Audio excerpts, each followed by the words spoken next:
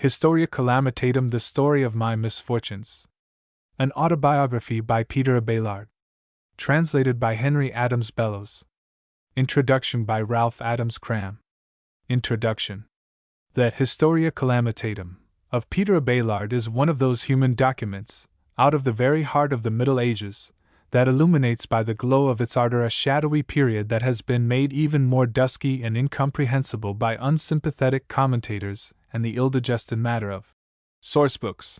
Like the Confessions of St. Augustine, it is an authentic revelation of personality, and, like the latter, it seems to show how unchangeable is man, how consistent unto himself, whether he is of the 6th century or the 12th, or indeed of the 20th century.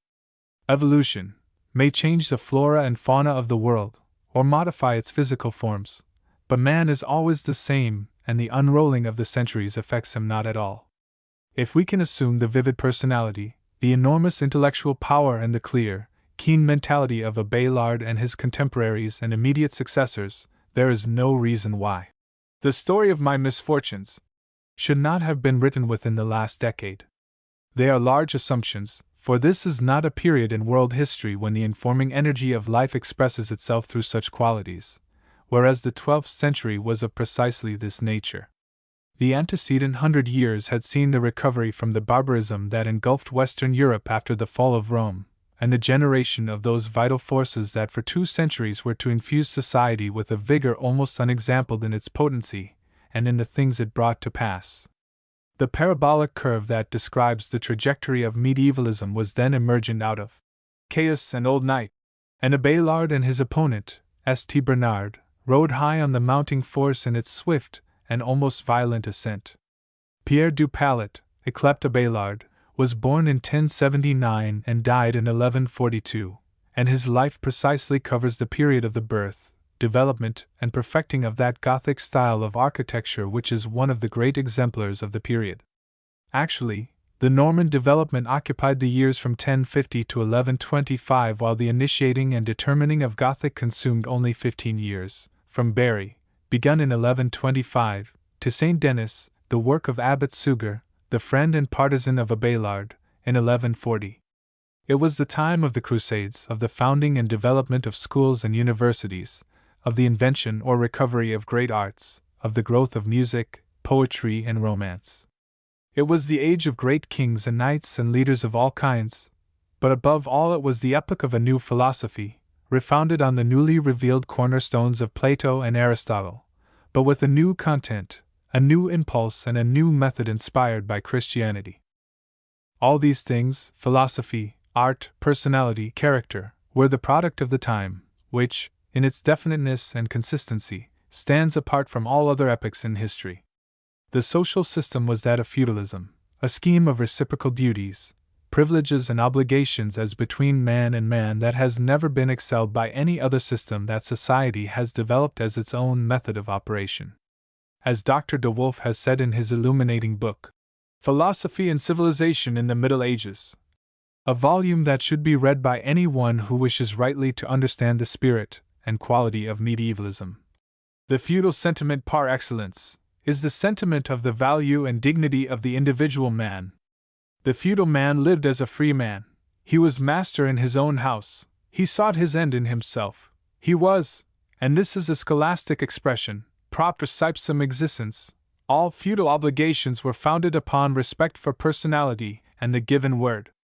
Of course, this admirable scheme of society, with its guild system of industry, its absence of usury in any form, and its just sense of comparative values, was shot through and through with religion both in faith and practice. Catholicism was universally and implicitly accepted. Monasticism had redeemed Europe from barbarism, and Cluny had freed the Church from the yoke of German imperialism.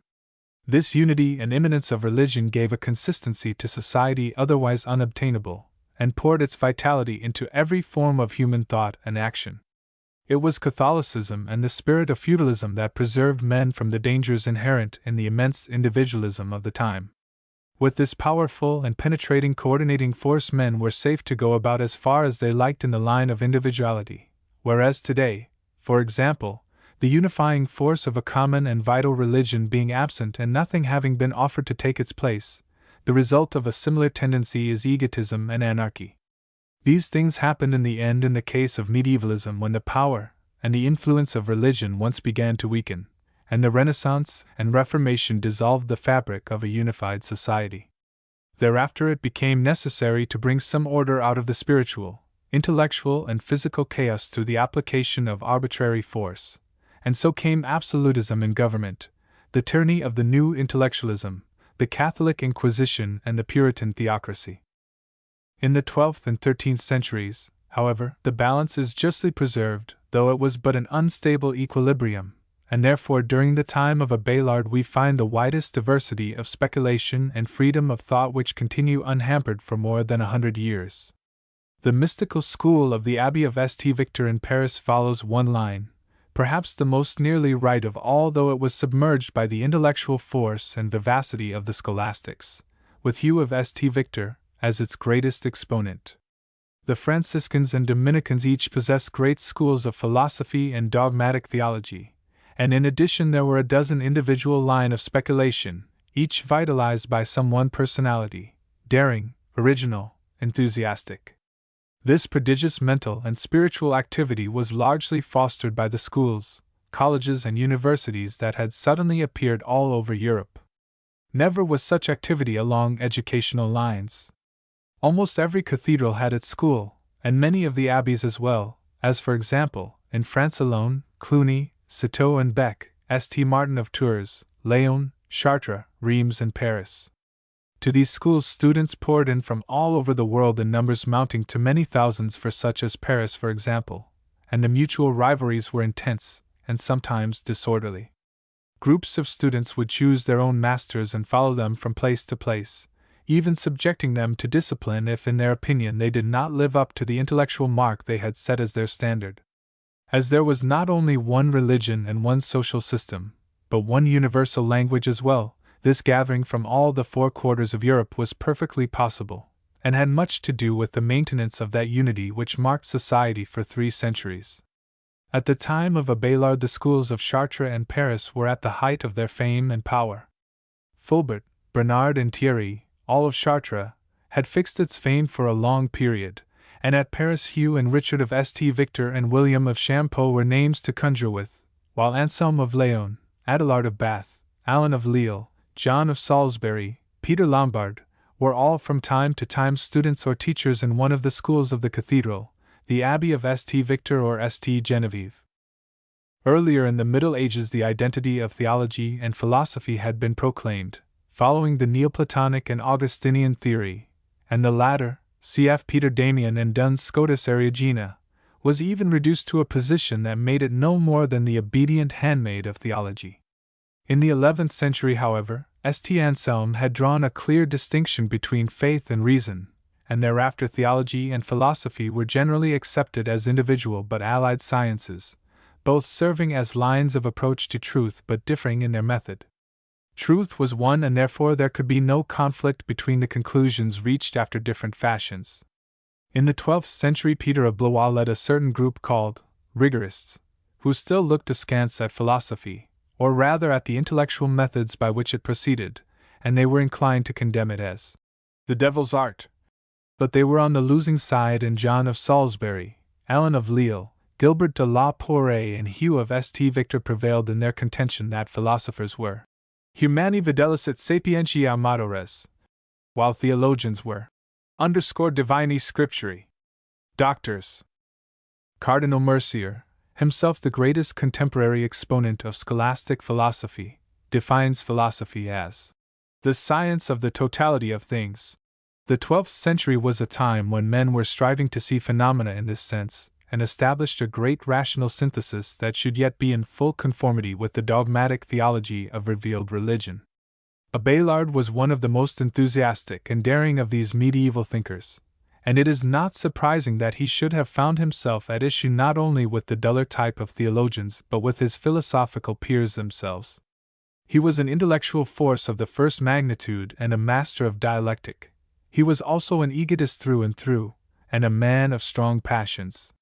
He would and did use his logical faculty, and his mastery of dialectic to justify his own desires, whether these were for carnal satisfaction or the maintenance of an original intellectual concept. It was precisely this danger that aroused the fears of the rigorists, and in the light of succeeding events in the domain of intellectualism it is impossible to deny that there was some justification for their gloomy apprehensions. In St. Thomas Aquinas this intellectualizing process marked its highest point, and beyond there was no margin of safety. He himself did not overstep the verge of danger, but after him this limit was overpassed. The perfect balance between mind and spirit was achieved by Hugh of St. Victor, but afterwards the severance began, and on the one side was the unwholesome hyperspiritualization of the Rhenish mystics, on the other the false intellectualism of Descartes, Kant, and the entire modern school of materialistic philosophy. It was the clear prevision of this inevitable issue that made of St. Bernard not only an implacable opponent of Abelard but of the whole system of scholasticism as well. For a time he was victorious. Abelard was silenced and the mysticism of the Victorines triumphed, only to be superseded 50 years later when the two great orders, Dominican and Franciscan, produced their triumphant protagonists of intellectualism, Aleander Hales and Albertus Magnus, and finally the greatest pure intellect of all time, St. Thomas Aquinas. St. Bernard, St. Francis of Assisi, the Victorines, maintained that after all, as Henri Bergson was to say, 700 years later, the mind of man by its very nature is incapable of apprehending reality, and that therefore faith is better than reason. Lord Bacon came to the same conclusion when he wrote, "Let men please themselves as they will in admiring and almost adoring the human kind, this is certain, that, as an uneven mirror distorts the rays of objects according to its own figure and section, so the mind cannot be trusted." And Hugh of St. Victor himself had written, even in the days of Abelard, "There was a certain wisdom that seemed such to them that knew not the true wisdom. The world found it, and began to be puffed up, thinking itself great in this. Confiding in its wisdom it became presumptuous, and boasted it would attain the highest wisdom. And it made itself a ladder of the face of creation. Then those things which were seen were known, and there were other things which were not known, and through those which were manifest they expected to reach those that were hidden. And they stumbled and fell into the falsehoods of their own imagining, so God made foolish the wisdom of this world, and he pointed out another wisdom, which seemed foolishness and was not. For it preached Christ crucified, in order that truth might be sought in humility. But the world despised it, wishing to contemplate the works of God, which he had made a source of wonder, and it did not wish to venerate what he had set for imitation, either did it look to its own disease, seeking medicine in piety. But presuming on a false health, it gave itself over with vain curiosity to the study of alien things. These considerations troubled Abelard not at all. He was conscious of a mind of singular acuteness and a tongue of parts, both of which would do whatever he willed. Beneath all the tumultuous talk of Paris, when he first arrived there, lay the great and unsolved problem of universals, and this he promptly made his own, rushing in where others feared to tread. William of Champeaux had rested on a Platonic basis, Abelard assumed that of Aristotle, and the clash began. It is not a lucid subject, but the best abstract may be found in chapter 14 of Henry Adams' Mont Saint-Michel and Chartres, while this and the two succeeding chapters give the most luminous and vivacious account of the principles at issue in this most vital of intellectual feuds. According to the latest authorities, the doctrine of universals which convulsed the schools of the 12th century has never received an adequate answer. What is a species? What is a genus or a family or an order? More or less convenient terms of classification, about which the 12th century cared very little, while it cared deeply about the essence of classes. Science has become too complex to affirm the existence of universal truths, but it strives for nothing else, and disputes the problem, within its own limits, almost as earnestly as in the 12th century, when the whole field of human and superhuman activity was shut between these barriers of substance, universals, and particulars. Little has changed except the vocabulary and the method. The schools knew that their society hung for life on the demonstration that God, the ultimate universal, was a reality, out of which all other universal truths or realities sprang.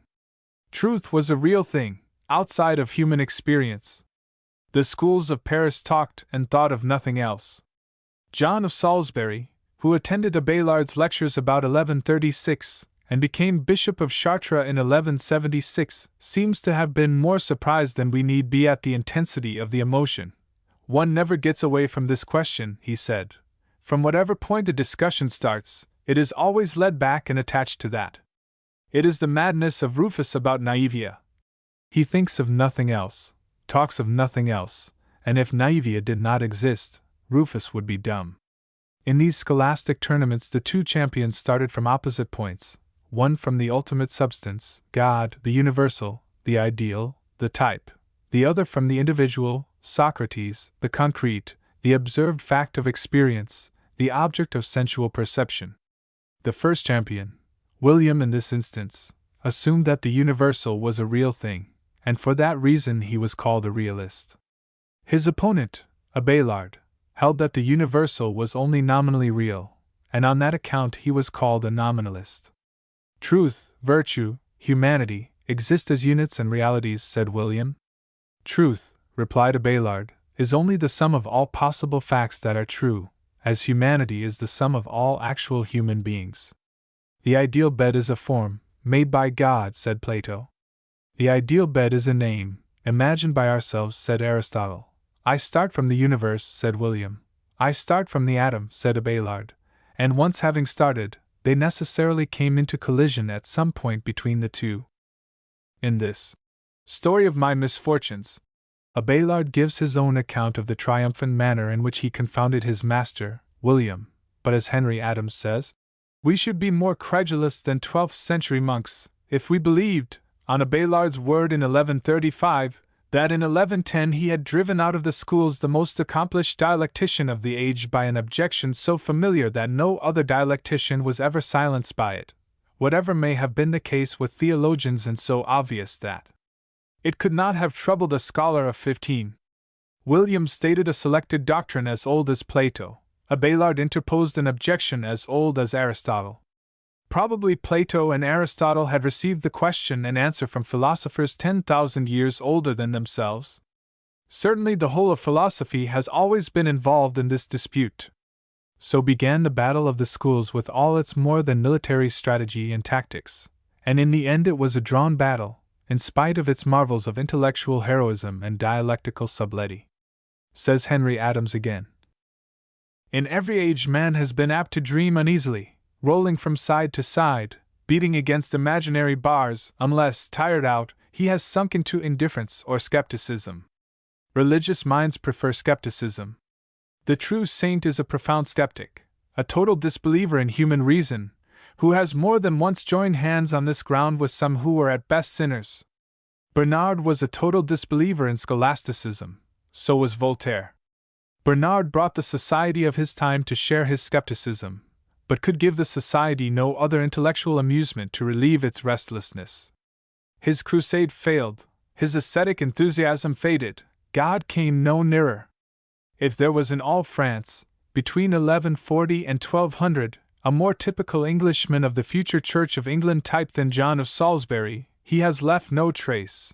And John wrote a description of his time which makes a picturesque contrast with the picture painted by Abelard, his old master, of the century at its beginning. John weighed Abelard and the schools against Bernard and the cloister, and coolly concluded that the way to truth led rather through Citeaux, which brought him to Chartres as bishop in 1176, and to a mild skepticism in faith. I prefer to doubt, he said, rather than rashly define what is hidden.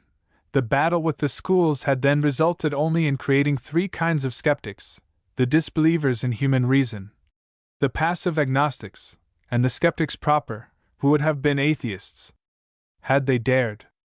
The first class was represented by the school of St. Victor, the second by John of Salisbury himself, the third by a class of schoolmen whom he called cornificiae, as though they made a practice of inventing horns of dilemma on which to fix their opponents. As, for example, they asked whether a pig which was led to market was led by the man or the cord. One asked instantly, what cord, whether grace, for instance, or free will? Bishop John used the science he had learned in the school only to reach the conclusion that, if philosophy were a science at all, its best practical use was to teach charity, love.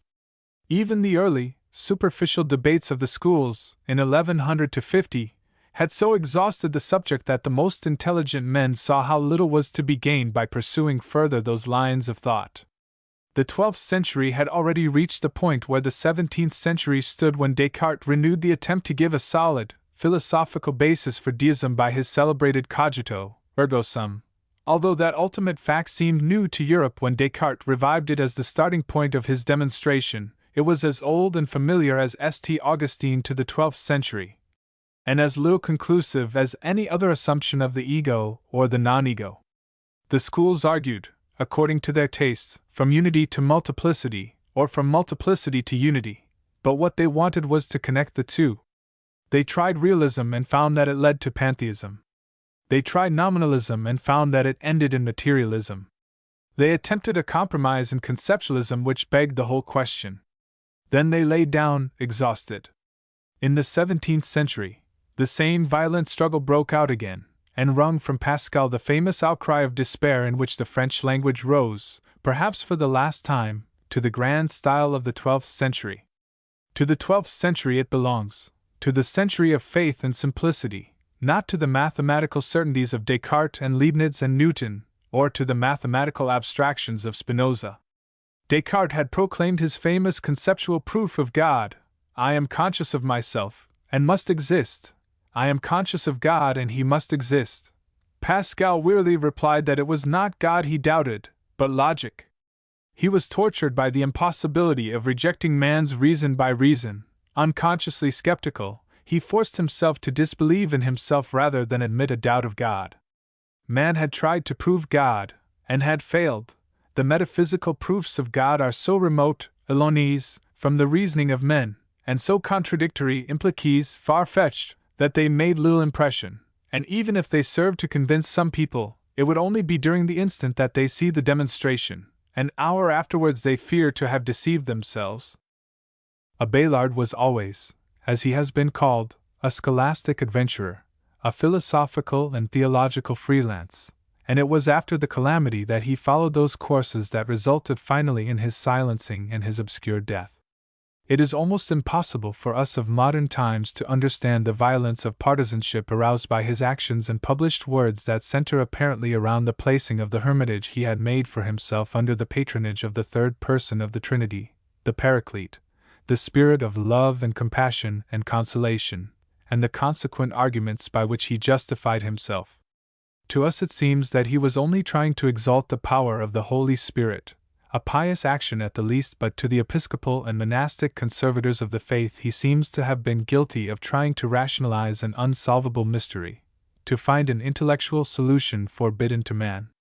In some obscure way the question seems to be involved in that other of the function of the Blessed Virgin as the fount of mercy and compassion, and at this time when the cult of the Mother of God had reached its highest point of potency and poignancy, anything of the sort seemed intolerable. For a time the affairs of Abelard prospered. Abbot Suger of St. Denis was his defender, and he enjoyed the favor of the Pope and the King. He was made an abbot, and his influence spread in every direction. In 1137 the king died and conditions at Rome changed so that St. Bernard became almost pope and king in his own person.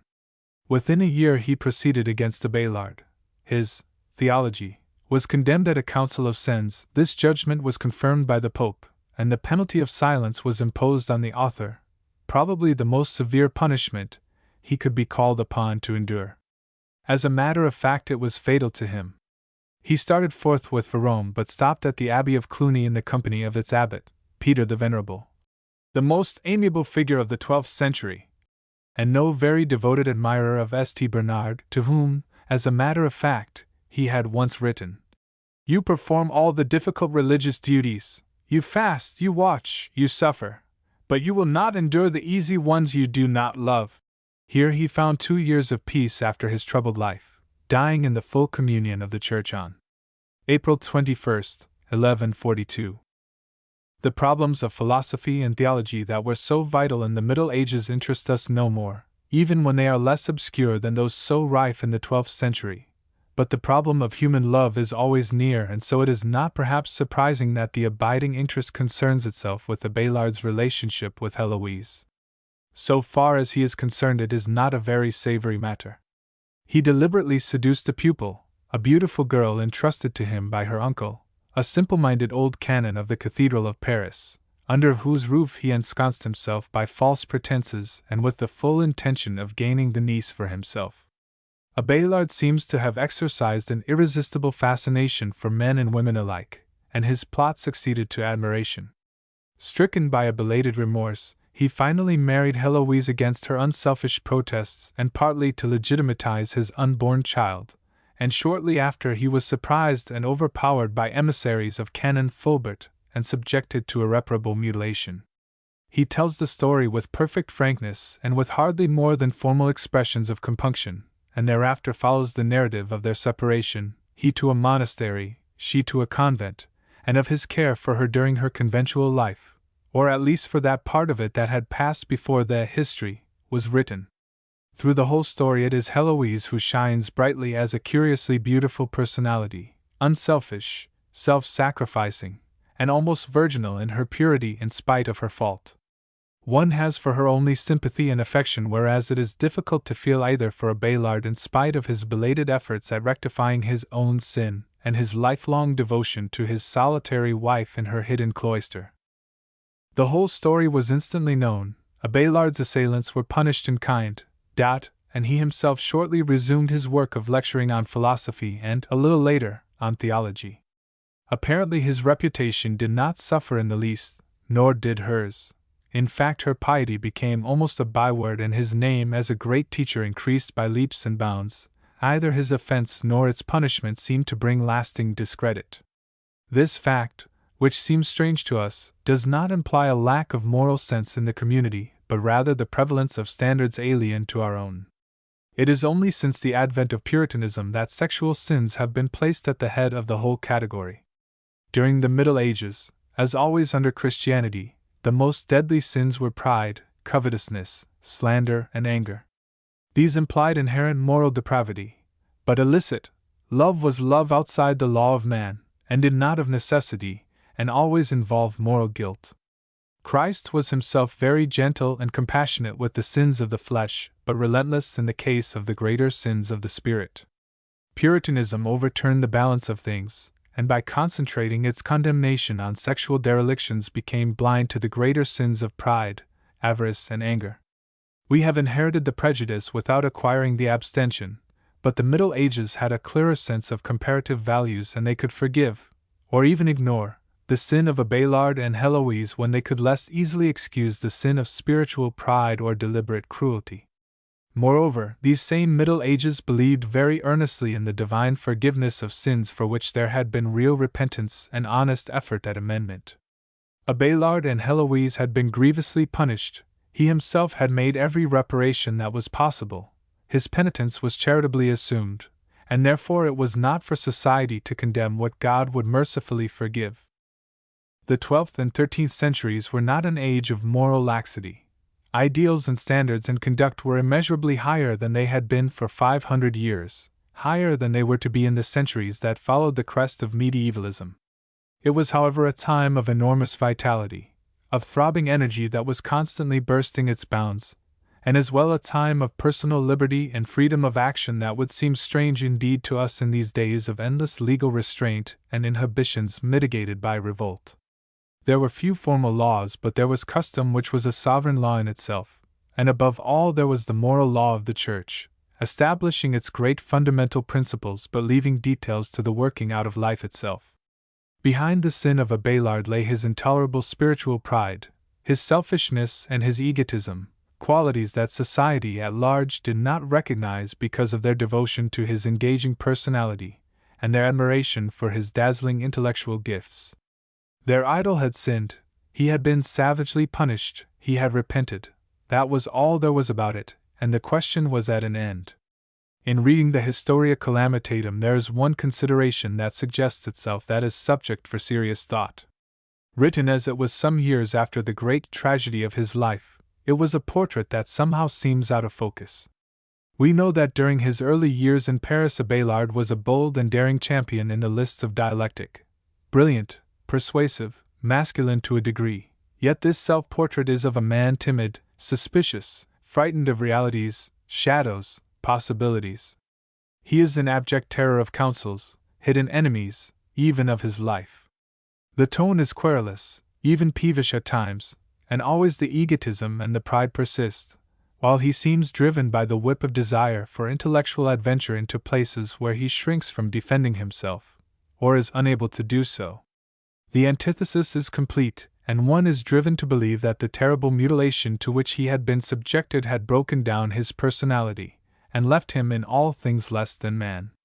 His narrative is full of accusations against all manner of people, but it is not necessary to take all these literally, for it is evident that his natural egotism, overlaid by the circumstances of his calamity, produced an almost pathological condition wherein suspicions became to him realities and terrors established facts. It is doubtful if Abelard should be ranked very high in the list of medieval philosophers. He was more a dialectician than a creative force, and until the development of the episode with Heloise he seems to have cared primarily for the excitement of debate, with small regard for the value or the subjects under discussion.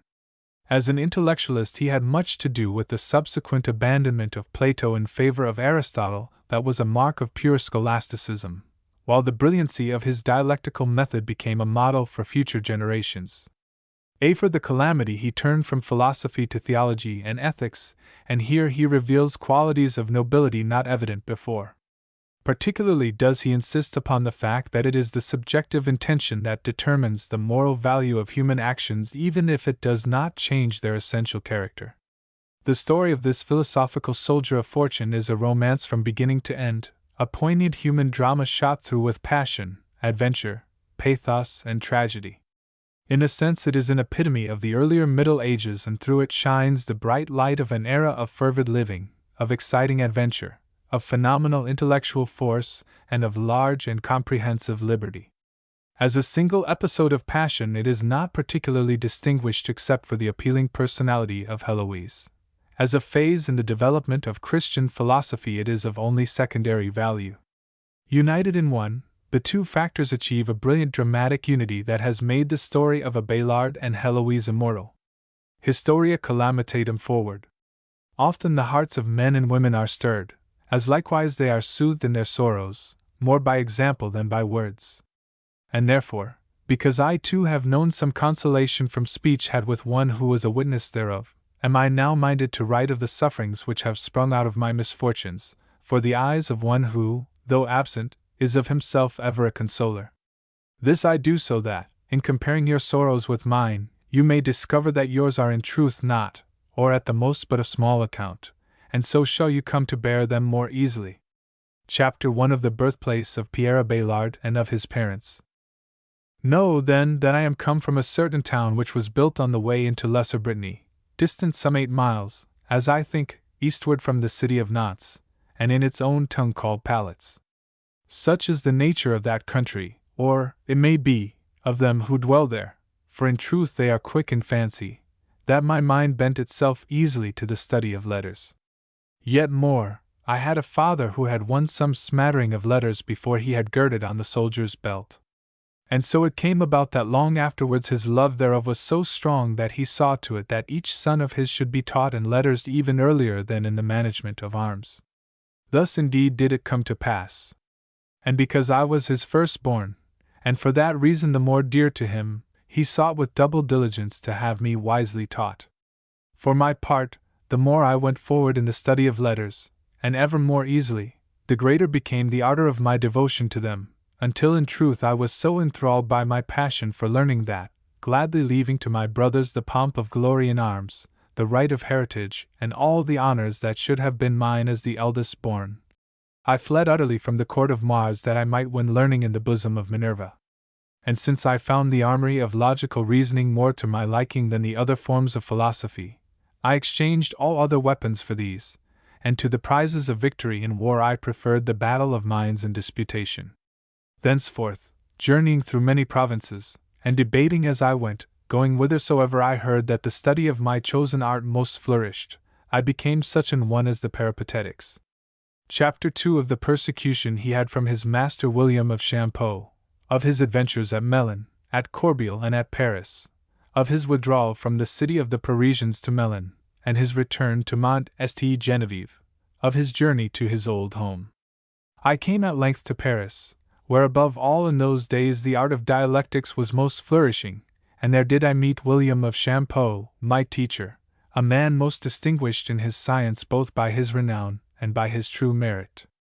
With him I remained for some time, at first indeed well liked of him, but later I brought him great grief, because I undertook to refute certain of his opinions, not infrequently attacking him in disputation, and now and then in these debates I was adjudged victor.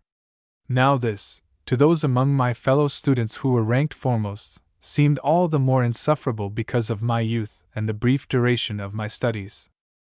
Out of this sprang the beginning of my misfortunes, which have followed me even to the present day.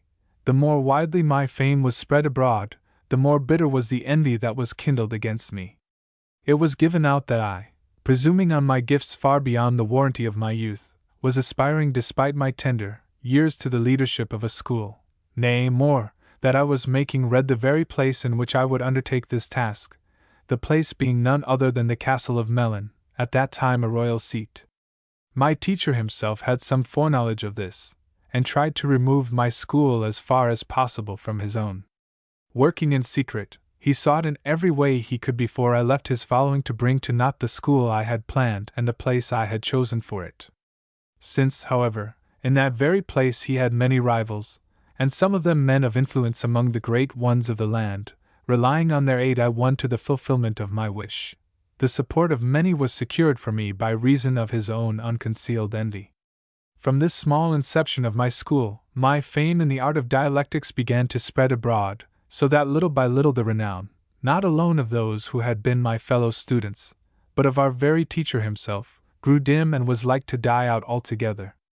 Thus it came about that, still more confident in myself, I moved my school as soon as I well might to the castle of Corbeil, which is hard by the city of Paris, for there I knew there would be given more frequent chance for my assaults in our battle of disputation. No long time thereafter I was smitten with a grievous illness, brought upon me by my immoderate zeal for study. This illness forced me to turn homeward to my native province, and thus for some years I was as if cut off from France. And yet, for that very reason, I was sought out all the more eagerly by those whose hearts were troubled by the lore of dialectics. But after a few years had passed, and I was whole again from my sickness, I learned that my teacher, that same William Archdeacon of Paris, had changed his former garb and joined an order of the regular clergy. This he had done, or so men said, in order that he might be deemed more deeply religious, and so might be elevated to a loftier rank in the prelacy, a thing which, in truth, very soon came to pass, for he was made Bishop of Chalons. Nevertheless, the garb he had donned by reason of his conversion did not to keep him away either from the city of Paris or from his wonted study of philosophy, and in the very monastery wherein he had shut himself up for the sake of religion he straightway set to teaching again after the same fashion as before. To him did I return, for I was eager to learn more of rhetoric from his lips, and in the course of our many arguments on various matters, I compelled him by most potent reasoning first to alter his former opinion on the subject of the universals, and finally to abandon it altogether. Now, the basis of this old concept of his regarding the reality of universal ideas was that the same quality formed the essence alike of the abstract whole and of the individuals which were its parts. In other words, that there could be no essential differences among these individuals, all being alike save for such variety as might grow out of the many accidents of existence. Thereafter, however, he corrected this opinion, no longer maintaining that the same quality was the essence of all things, but that, rather, it manifested itself in them through diverse ways. This problem of universals is ever the most vexed one among logicians, to such a degree, indeed, that even Porphyry, writing in his Isagogy regarding universals, dared not attempt a final pronouncement thereon, saying rather, "This is the deepest of all problems of its kind." Wherefore it followed that when William had first revised and then finally abandoned altogether his views on this one subject, his lecturing sank into such a state of negligent reasoning that it could scarce be called lecturing on the science of dialectics at all. It was as if all his science had been bound up in this one question of the nature of universals. Thus it came about that my teaching won such strength and authority that even those who before had clung most vehemently to my former master, and most bitterly attacked my doctrines, now flocked to my school. The very man who had succeeded to my master's chair in the Paris school offered me his post, in order that he might put himself under my tutelage along with all the rest, and this in the very place where of old his master and mine had reigned. And when, in so short a time, my master saw me directing the study of dialectics there, it is not easy to find words to tell with what envy he was consumed or with what pain he was tormented. He could not long, in truth, bear the anguish of what he felt to be his wrongs, and shrewdly he attacked me that he might drive me forth. And because there was not in my conduct whereby he could come at me openly, he tried to steal away the school by launching the vilest calumnies against him who had yielded his post to me, and by putting in his place a certain rival of mine. So then I returned to Melun, and set up my school there as before, and the more openly his envy pursued me, the greater was the authority it conferred upon me. Even so held the poet. Jealousy aims at the peaks, the wind stormed the loftiest summits. Ovid, Remedy for Love, I. 369. Not long thereafter, when William became aware of the fact that almost all his students were holding grave doubts as to his religion, and were whispering earnestly among themselves about his conversion, deeming that he had by no means abandoned this world, he withdrew himself and his brotherhood, together with his students, to a certain estate far distant from the city. Forthwith I returned from Melun to Paris, hoping for peace from him in the future. But since, as I have said, he had caused my place to be occupied by a rival of mine, I pitched the camp, as it were, of my school outside the city on Mont St. Genevieve. Thus I was as one laying siege to him who had taken possession of my post. No sooner had my master heard of this than he brazenly returned post-haste to the city, bringing back with him such students as he could, and reinstating his brotherhood in their former monastery, much as if he would free his soldiery, whom he had deserted, from my blockade. In truth, though, if it was his purpose to bring them succor, he did not but hurt them. Before that time my rival had indeed had a certain number of students, of one sort and another, chiefly by reason of his lectures on Priscian, in which he was considered of great authority. After our master had returned, however, he lost nearly all of these followers, and thus was compelled to give up the direction of the school.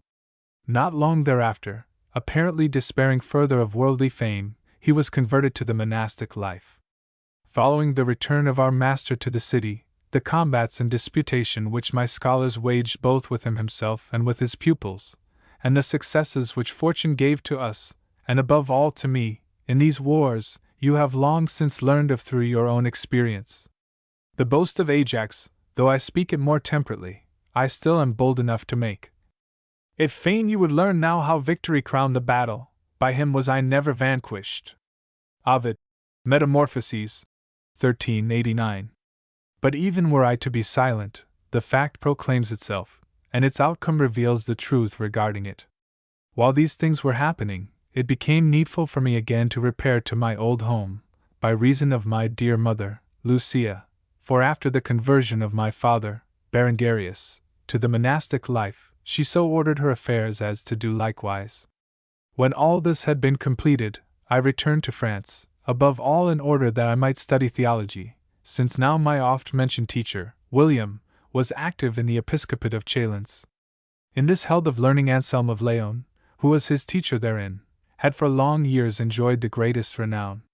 Chapter 3 of how he came to Laon to seek Anselm as teacher. Sought out, therefore, this same venerable man, whose fame, in truth, was more the result of long-established custom than of the potency of his own talent or intellect. If anyone came to him impelled by doubt on any subject, he went away more doubtful still. He was wonderful, indeed, in the eyes of these who only listened to him, but those who asked him questions perforce held him as naught. He had a miraculous flock of words, but they were contemptible in meaning and quite void of reason. When he kindled a fire, he filled his house with smoke and illumined it not at all. He was a tree which seemed noble to those who gazed upon its leaves from afar, but to those who came nearer and examined it more closely was revealed its barrenness. When, therefore, I had come to this tree that I might pluck the fruit thereof, I discovered that it was indeed the fig tree which our Lord cursed, Matthew 21:19, Mark 11:13, or that ancient oak to which Lucan likened Pompey, saying, "He stands, the shade of a name once mighty, like to the towering oak in the midst of the fruitful field." Lucan, Pharsalia, 4:135. It was not long before I made this discovery, and stretched myself lazily in the shade of that same tree. I went to his lectures less and less often, a thing which some among his eminent followers took sorely to heart, because they interpreted it as a mark of contempt for so illustrious a teacher. Thenceforth they secretly sought to influence him against me, and by their vile insinuations made me hated of him. It chanced, moreover, that one day, after the exposition of certain texts, we scholars were jesting among ourselves, and one of them, seeking to draw me out, asked me what I thought of the lectures on the books of Scripture. I, who had as yet studied only the sciences, replied that following such lectures seemed to me most useful in so far as the salvation of the soul was concerned, but that it appeared quite extraordinary to me that educated persons should not be able to understand the sacred books simply by studying them themselves, together with the glosses thereon, and without the aid of any teacher. Most of those who were present mocked at me, and asked whether I myself could do as I had said, or whether I would dare to undertake it. I answered that if they wished, I was ready to try it. Forthwith they cried out, and jeered all the more. "Well and good," said they. "We agree to the test. Pick out and give us an exposition of some doubtful passage in the Scriptures, so that we can put this boast of yours to the proof." And they all chose that most obscure prophecy of Ezekiel.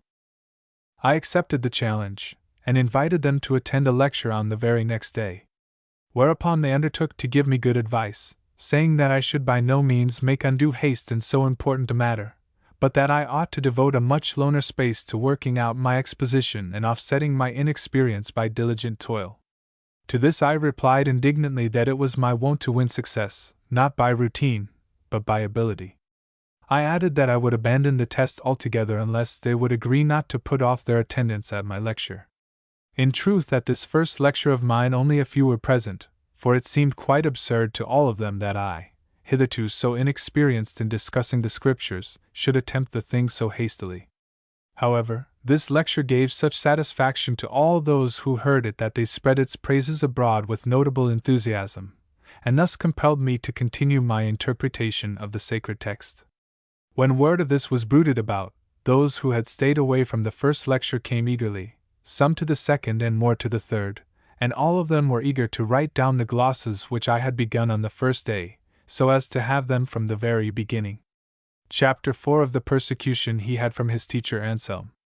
Now this venerable man of whom I have spoken was acutely smitten with envy, and straightway incited, as I have already mentioned, by the insinuations of sundry persons, began to persecute me for my lecturing on the Scriptures no less bitterly than my former master, William, had done for my work in philosophy. At that time there were in this old man's school two who were considered far to excel all the others, Alberic of Rheims and Lotolf the Lombard. The better opinion these two held of themselves, the more they were incensed against me. Chiefly at their suggestion, as it afterwards transpired, yonder venerable coward had the impudence to forbid me to carry on any further in his school the work of preparing glosses which I had thus begun.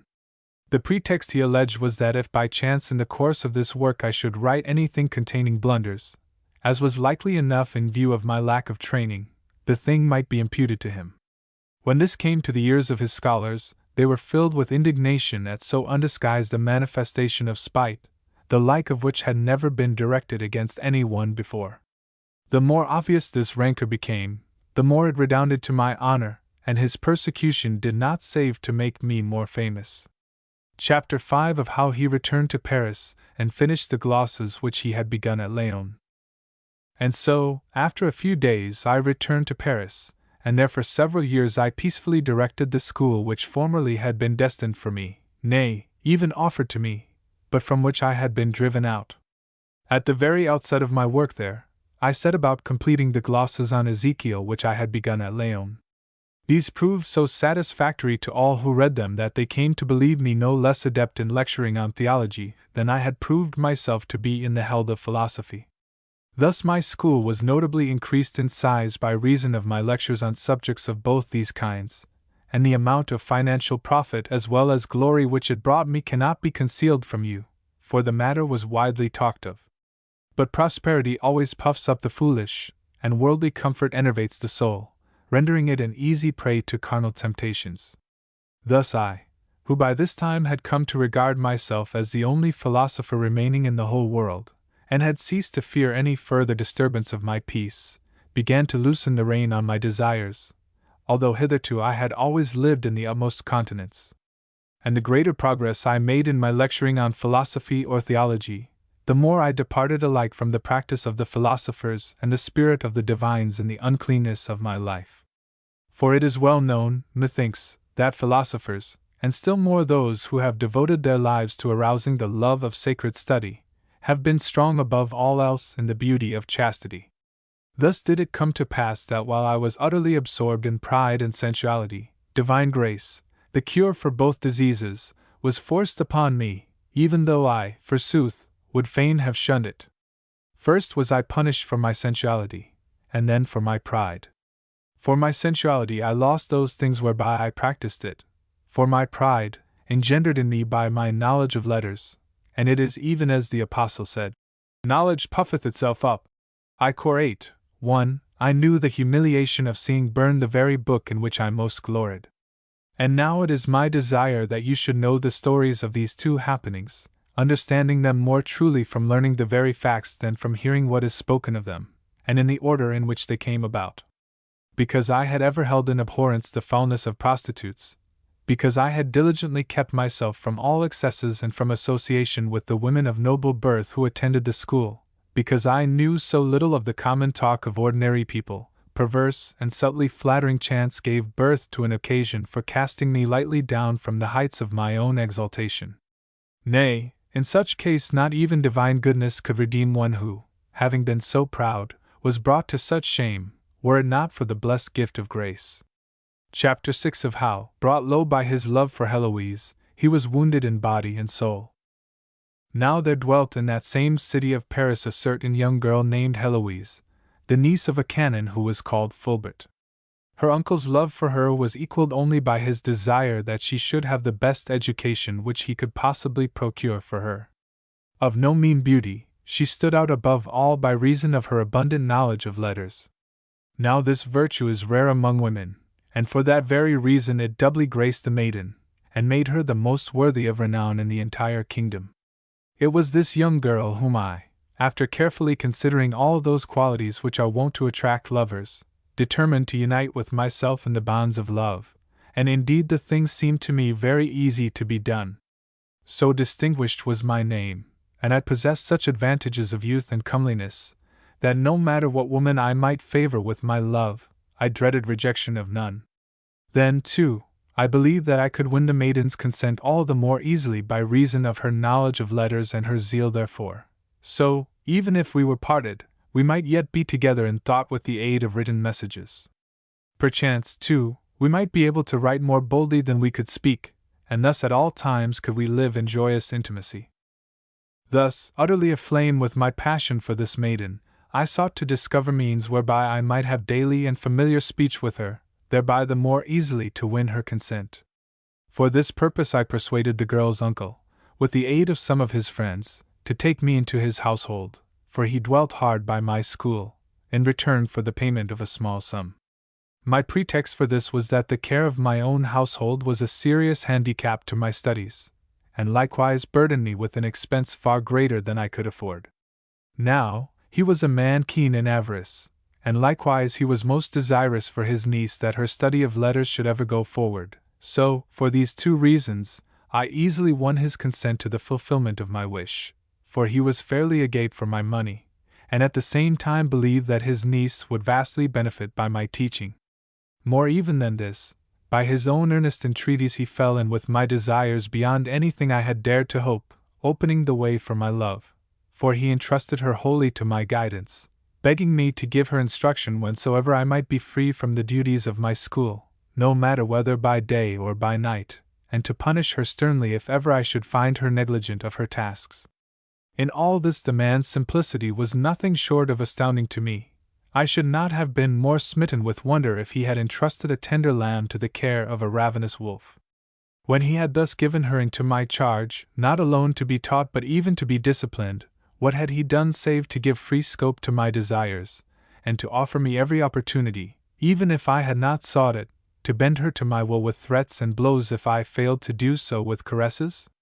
There were, however, two things which particularly served to allay any foul suspicion: his own love for his niece, and my former reputation for continence. Why should I say more? We were united first in the dwelling that sheltered our love, and then in the hearts that burned with it. Under the pretext of study we spent our hours in the happiness of love, and learning held out to us the secret opportunities that our passion craved. Our speech was more of love than of the book which lay open before us. Our kisses far outnumbered our reasoned words. Our hands sought less the book than each other's bosoms. Love drew our eyes together far more than the lesson drew them to the pages of our text. In order that there might be no suspicion, there were, indeed, sometimes blows, but love gave them, not anger. They were the marks, not of wrath, but of a tenderness surpassing the most fragrant balm in sweetness. What followed? No degree in love's progress was left untried by our passion, and if love itself could imagine any wonder as yet unknown, we discovered it. And our inexperience of such delights made us all the more ardent in our pursuit of them, so that our thirst for one another was still unquenched. In measure as this passionate rapture absorbed me more and more, I devoted ever less time to philosophy and to the work of the school. Indeed, it became loathsome to me to go to the school or to linger there. The labor, moreover, was very burdensome, since my nights were vigils of love and my days of study. My lecturing became utterly careless and lukewarm. I did nothing because of inspiration, but everything merely as a matter of habit. I had become nothing more than a reciter of my former discoveries, and though I still wrote poems, they dealt with love, not with the secrets of philosophy. Of these songs you yourself well know how some have become widely known, and have been sung in many lands, chiefly, methinks, by those who delighted in the things of this world. As for the sorrow, the groans, the lamentations of my students when they perceived the preoccupation, nay, rather the chaos, of my mind, it is hard even to imagine them. A thing so manifest could deceive only a few, no one, methinks, save him whose shame it chiefly bespoke, the girl's uncle, Fulbert. The truth was often enough hinted to him, and by many persons, but he could not believe it, partly, as I have said, by reason of his boundless love for his niece, and partly because of the well-known continence of my previous life. Indeed, we do not easily suspect shame in those whom we most cherish, nor can there be the blot of foul suspicion on devoted love. Of this St. Jerome in his epistle to Sabinianus, Epist. 48 says, "We are wont to be the last to know the evils of our own households, and to be ignorant of the sins of our children and our wives, though our neighbors sing them aloud. But no matter how slow a matter may be in disclosing itself, it is sure to come forth at last, nor is it easy to hide from one what is known to all." So, after the lapse of several months, did it happen with us. Oh, how great was the uncle's grief when he learned the truth, and how bitter was the sorrow of the lovers when we were forced to part. With what shame was I overwhelmed, with what contrition smitten because of the blow which had fallen on her I loved, and what a tempest of misery burst over her by reason of my disgrace. Each grieved most, not for himself, but for the other. Each sought to allay, not his own sufferings, but those of the one he loved. The very sundering of our bodies served but to link our souls closer together. The plenitude of the love which was denied to us inflamed us more than ever. Once the first wildness of shame had passed, it left us more shameless than before, and as shame died within us the cause of it seemed to us ever more desirable. And so it chanced with us as, in the stories that the poets tell, it once happened with Mars and Venus when they were caught together. It was not long after this that Heloise found that she was pregnant, and of this she wrote to me in the utmost exultation, at the same time asking me to consider what had best be done. Accordingly, on a night when her uncle was absent, we carried out the plan we had determined on, and I stole her secretly away from her uncle's house, sending her without delay to my own country. She remained there with my sister until she gave birth to a son, whom she named Astrolabe. Meanwhile her uncle, after his return, was almost mad with grief. Only one who had then seen him could rightly guess the burning agony of his sorrow and the bitterness of his shame. What steps to take against me, or what snares to set for me, he did not know. If he should kill me or do me some bodily hurt, he feared greatly lest his dear-loved niece should be made to suffer for it among my kinsfolk. He had no power to seize me and imprison me somewhere against my will, though I make no doubt he would have done so quickly enough had he been able or dared, for I had taken measures to guard against any such attempt. At length, however, in pity for his boundless grief, and bitterly blaming myself for the suffering which my love had brought upon him through the baseness of the deception I had practiced, I went to him to entreat his forgiveness, promising to make any amends that he himself might decree. I pointed out that what had happened could not seem incredible to any one who had ever felt the power of love, or who remembered how, from the very beginning of the human race, women had cast down even the noblest men to utter ruin. And in order to make amends even beyond his extremest hope, I offered to marry her whom I had seduced, provided only the thing could be kept secret, so that I might suffer no loss of reputation thereby. To this he gladly assented, pledging his own faith and that of his kindred, and sealing with kisses the pact which I had sought of him, and all this that he might the more easily betray me. Chapter 7 of the Arguments of Heloise against Wedlock, of how none the less he made her his wife. Forthwith I repaired to my own country, and brought back thence my mistress, that I might make her my wife. She, however, most violently disapproved of this, and for two chief reasons, the danger thereof, and the disgrace which it would bring upon me. She swore that her uncle would never be appeased by such satisfaction as this, as, indeed, afterwards proved only too true. She asked how she could ever glory in me if she should make me thus inglorious, and should shame herself along with me. What penalties, she said, would the world rightly demand of her if she should rob it of so shining a light? What curses would follow such a loss to the Church? What tears among the philosophers would result from such a marriage? How unfitting, how lamentable it would be for me, whom nature had made for the whole world, to devote myself to one woman solely, and to subject myself to such humiliation. She vehemently rejected this marriage, which she felt would be in every way ignominious and burdensome to me. Besides dwelling thus on the disgrace to me, she reminded me of the hardships of married life, to the avoidance of which the Apostle exhorts us, saying, "Art thou loosed from a wife? Seek not a wife. But and if thou marry, thou hast not sinned, and if a virgin marry, she hath not sinned. Nevertheless such shall have trouble in the flesh, but I spare you." I Cor 7:27. And again, "But I would have you to be free from cares." I Cor 7:32. But if I would heed neither the counsel of the Apostle nor the exhortations of the saints regarding this heavy yoke of matrimony, she bade me at least consider the advice of the philosophers, and weigh carefully what had been written on this subject either by them or concerning their lives. Even the saints themselves have often and earnestly spoken on this subject for the purpose of warning us. Thus St. Jerome, in his first book against Jovinianus, makes Theophrastus set forth in great detail the intolerable annoyances and the endless disturbances of married life, demonstrating with the most convincing arguments that no wise man should ever have a wife, and concluding his reasons for this philosophic exhortation with these words: "Who among Christians would not be overwhelmed by such arguments as these advanced by Theophrastus?" Again, in the same work, St. Jerome tells how Cicero, asked by Hircius after his divorce of Terentia whether he would marry the sister of Hircius, replied that he would do no such thing, saying that he could not devote himself to a wife and to philosophy at the same time. Cicero does not, indeed, precisely speak of devoting himself, but he does add that he did not wish to undertake anything which might rival his study of philosophy in its demands upon him. Then, turning from the consideration of such hindrances to the study of philosophy, Heloise bade me observe what were the conditions of honorable wedlock. What possible concord could there be between scholars and domestics, between authors and cradles, between books or tablets and distaffs, between the stylus or the pen and the spindle? What man, intent on his religious or philosophical meditations, can possibly endure the whining of children, the lullabies of the nurse seeking to quiet them, or the noisy confusion of family life? Who can endure the continual untidiness of children?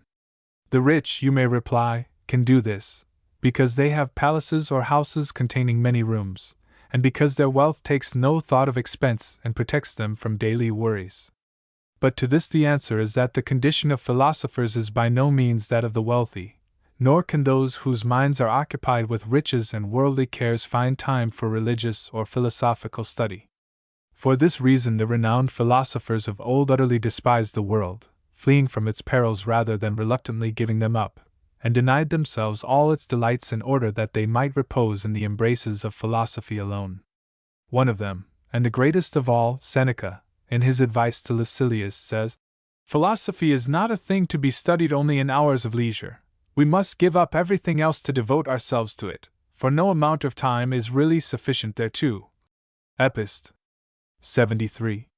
It matters little, she pointed out, whether one abandons the study of philosophy completely or merely interrupts it, for it can never remain at the point where it was thus interrupted. All other occupations must be resisted. It is vain to seek to adjust life to include them, and they must simply be eliminated. This view is maintained, for example, in the love of God by those among us who are truly called monastics, and in the love of wisdom by all those who have stood out among men as sincere philosophers. For in every race, Gentiles or Jews or Christians, there have always been a few who excelled their fellows in faith or in the purity of their lives, and who were set apart from the multitude by their continence, or by their abstinence from worldly pleasures. Among the Jews of old there were the Nazarites, who consecrated themselves to the Lord, some of them the sons of the prophet Elias and others the followers of Eliseus, the monks of whom, on the authority of St. Jerome, Epist. 4 and 13, we read in the Old Testament. More recently there were the three philosophical sects which Josephus defines in his Book of Antiquities, 18:2, calling them the Pharisees, the Sadducees, and the Essenes. In our times, furthermore, there are the monks who imitate either the communal life of the apostles or the earlier and solitary life of John. Among the Gentiles there are, as has been said, the philosophers. Did they not apply the name of wisdom or philosophy as much to the religion of life as to the pursuit of learning, as we find from the origin of the word itself, and likewise from the testimony of the saints? There is a passage on this subject in the 8th book of St. Augustine's City of God, wherein he distinguishes between the various schools of philosophy. The Italian school, he says, had as its founder Pythagoras of Samos, who, it is said, originated the very word philosophy. Before his time those who were regarded as conspicuous for the praiseworthiness of their lives were called wise men, but he, on being asked of his profession, replied that he was a philosopher, that is to say a student or a lover of wisdom, because it seemed to him unduly boastful to call himself a wise man. In this passage, therefore, when the phrase conspicuous for the praiseworthiness of their lives is used, it is evident that the wise, in other words the philosophers, were so called less because of their erudition than by reason of their virtuous lives. In what sobriety and continence these men lived it is not for me to prove by illustration, lest I should seem to instruct Minerva herself. Now, she added, if laymen and Gentiles, bound by no profession of religion, lived after this fashion, what ought you, a cleric and a canon, to do in order not to prefer base voluptuousness to your sacred duties, to prevent this Charybdis from sucking you down headlong, and to save yourself from being plunged shamelessly and irrevocably into such filth as this? If you care nothing for your privileges as a cleric, at least uphold your dignity as a philosopher. If you scorn the reverence due to God, let regard for your reputation temper your shamelessness. Remember that Socrates was chained to a wife, and by what a filthy accident he himself paid for this blot on philosophy, in order that others thereafter might be made more cautious by his example. Jerome thus mentions this affair, writing about Socrates in his first book against Juvinianus. Once when he was withstanding a storm of reproaches which Xanthippe was hurling at him from an upper story, he was suddenly drenched with foul slops. Wiping his head, he said only, "I knew there would be a shower after all that thunder."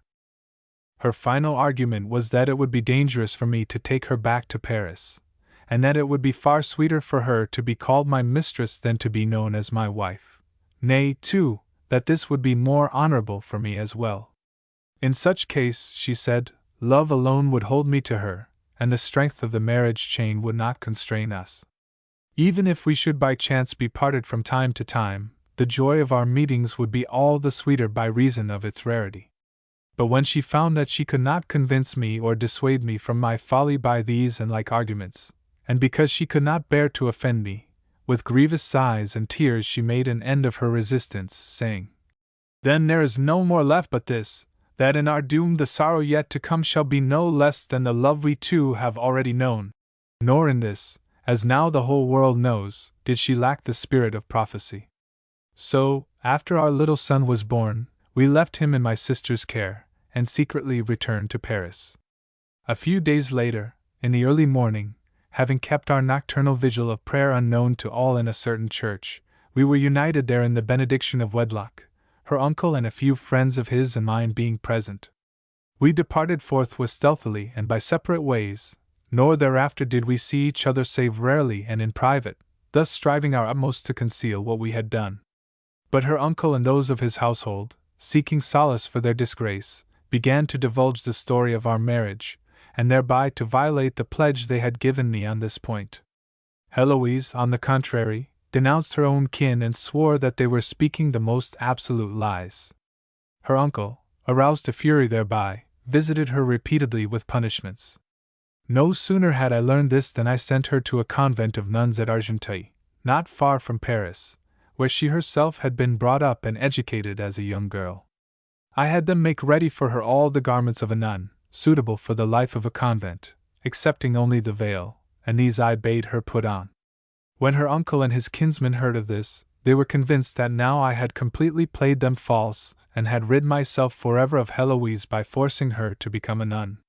Violently incensed, they laid a plot against me, and one night, while I, all unsuspecting, was asleep in a secret room in my lodgings, they broke in with the help of one of my servants, whom they had bribed.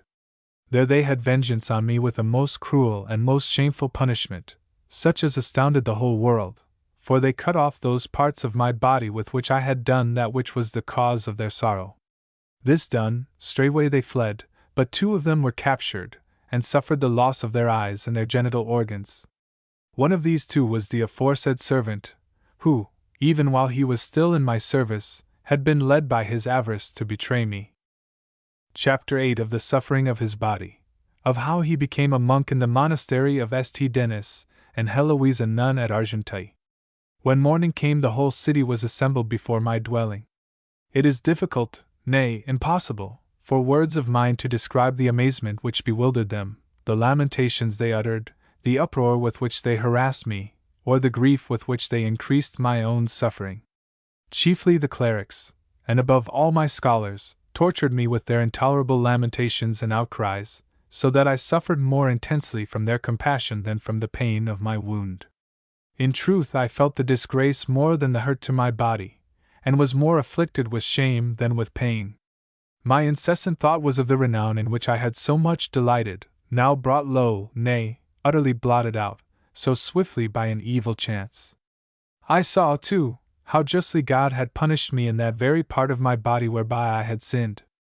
I perceived that there was indeed justice in my betrayal by him whom I had myself already betrayed, and then I thought how eagerly my rivals would seize upon this manifestation of justice, how this disgrace would bring bitter and enduring grief to my kindred and my friends, and how the tale of this amazing outrage would spread to the very ends of the earth. What path lay open to me thereafter? How could I ever again hold up my head among men, when every finger should be pointed at me in scorn, every tongue speak my blistering shame, and when I should be a monstrous spectacle to all eyes? I was overwhelmed by the remembrance that, according to the dread letter of the law, God holds eunuchs in such abomination that men thus maimed are forbidden to enter a church, even as the unclean and filthy. Nay, even beasts in such plight were not acceptable as sacrifices.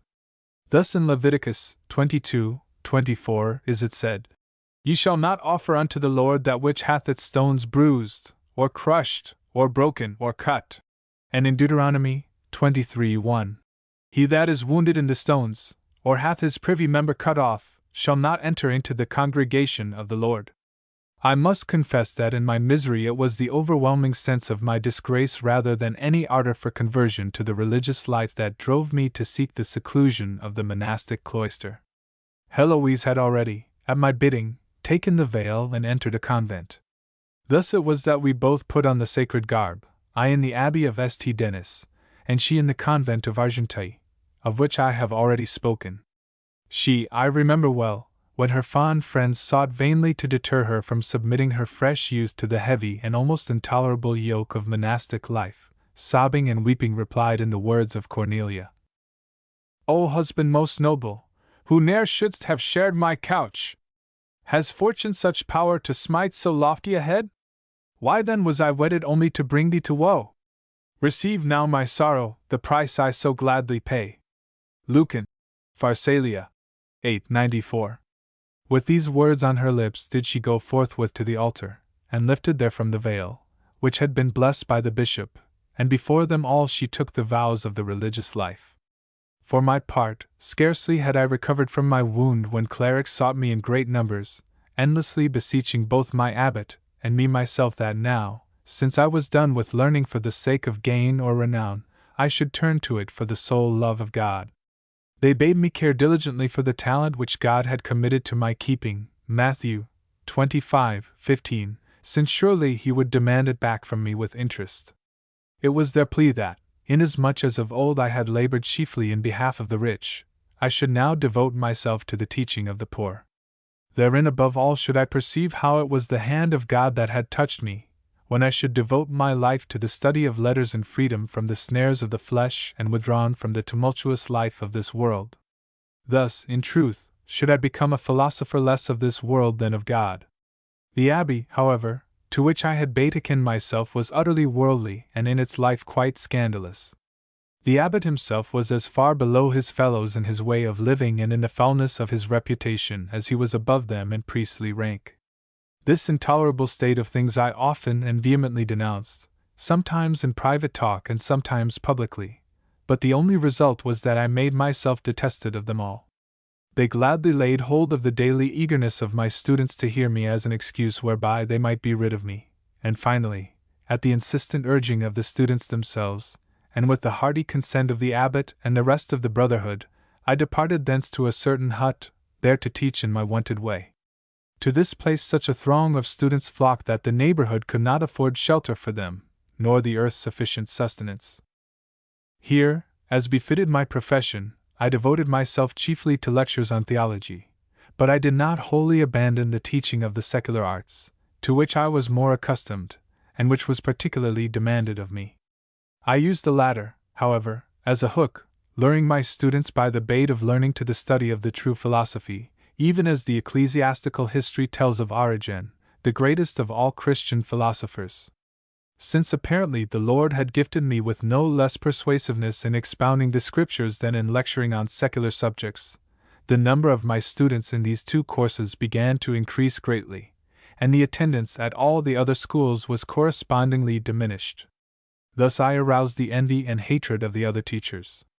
Those who sought to belittle me in every possible way took advantage of my absence to bring two principal charges against me. First, that it was contrary to the monastic profession to be concerned with the study of secular books, and second, that I had presumed to teach theology without ever having been taught therein myself. This they did in order that my teaching of every kind might be prohibited, and to this end they continually stirred up bishops, archbishops, abbots, and whatever other dignitaries of the Church they could reach. Chapter 9 of his book on theology and his persecution at the hands of his fellow students, of the council against him. It so happened that at the outset I devoted myself to analyzing the basis of our faith through illustrations based on human understanding, and I wrote for my students a certain tract on the unity and Trinity of God. This I did because they were always seeking for rational and philosophical explanations, asking rather for reasons they could understand than for mere words, saying that it was futile to utter words which the intellect could not possibly follow, that nothing could be believed unless it could first be understood, and that it was absurd for any one to preach to others a thing which neither he himself nor those whom he sought to teach could comprehend. Our Lord himself maintained this same thing when he said, "They are blind leaders of the blind." Matthew 15:14. Now, a great many people saw and read this tract, and it became exceedingly popular, its clearness appealing particularly to all who sought information on this subject. And since the questions involved are generally considered the most difficult of all, their complexity is taken as the measure of the subtlety of him who succeeds in answering them. As a result, my rivals became furiously angry, and summoned a council to take action against me, the chief instigators therein being my two intriguing enemies of former days, Alberic and Lotolf. These two, now that both William and Anselm, our erstwhile teachers, were dead, were greedy to reign in their stead, and, so to speak, to succeed them as heirs. While they were directing the school at Reims, they managed by repeated hints to stir up their Archbishop, Rodolphe, against me, for the purpose of holding a meeting, or rather an ecclesiastical council, at Soissons, provided they could secure the approval of Conan, Bishop of Preneste, at that time papal legate in France. Their plan was to summon me to be present at this council, bringing with me the famous book I had written regarding the Trinity. In all this, indeed, they were successful, and the thing happened according to their wishes. Before I reached Soissons, however, these two rivals of mine so foully slandered me with both the clergy and the public that on the day of my arrival the people came near to stoning me and the few students of mine who had accompanied me thither. The cause of their anger was that they had been led to believe that I had preached and written to prove the existence of three gods. No sooner had I reached the city, therefore, than I went forthwith to the legate. To him I submitted my book for examination and judgment, declaring that if I had written anything repugnant to the Catholic faith, I was quite ready to correct it or otherwise to make satisfactory amends. The legate directed me to refer my book to the Archbishop and to those same two rivals of mine, to the end that my accusers might also be my judges. So in my case was fulfilled the saying, "Even our enemies are our judges." Deuteronomy 32:31. These three, then, took my book and pawed it over and examined it minutely, but could find nothing therein which they dared to use as the basis for a public accusation against me. Accordingly, they put off the condemnation of the book until the close of the council, despite their eagerness to bring it about. For my part, every day before the council convened I publicly discussed the Catholic faith in the light of what I had written, and all who heard me were enthusiastic in their approval alike of the frankness and the logic of my words. When the public and the clergy had thus learned something of the real character of my teaching, they began to say to one another, "Behold, now he speaks openly, and no one brings any charge against him. And this council, summoned, as we have heard, chiefly to take action upon his case, is drawing toward its end. Did the judges realize that the error might be theirs rather than his?" As a result of all this, my rivals grew more angry day by day.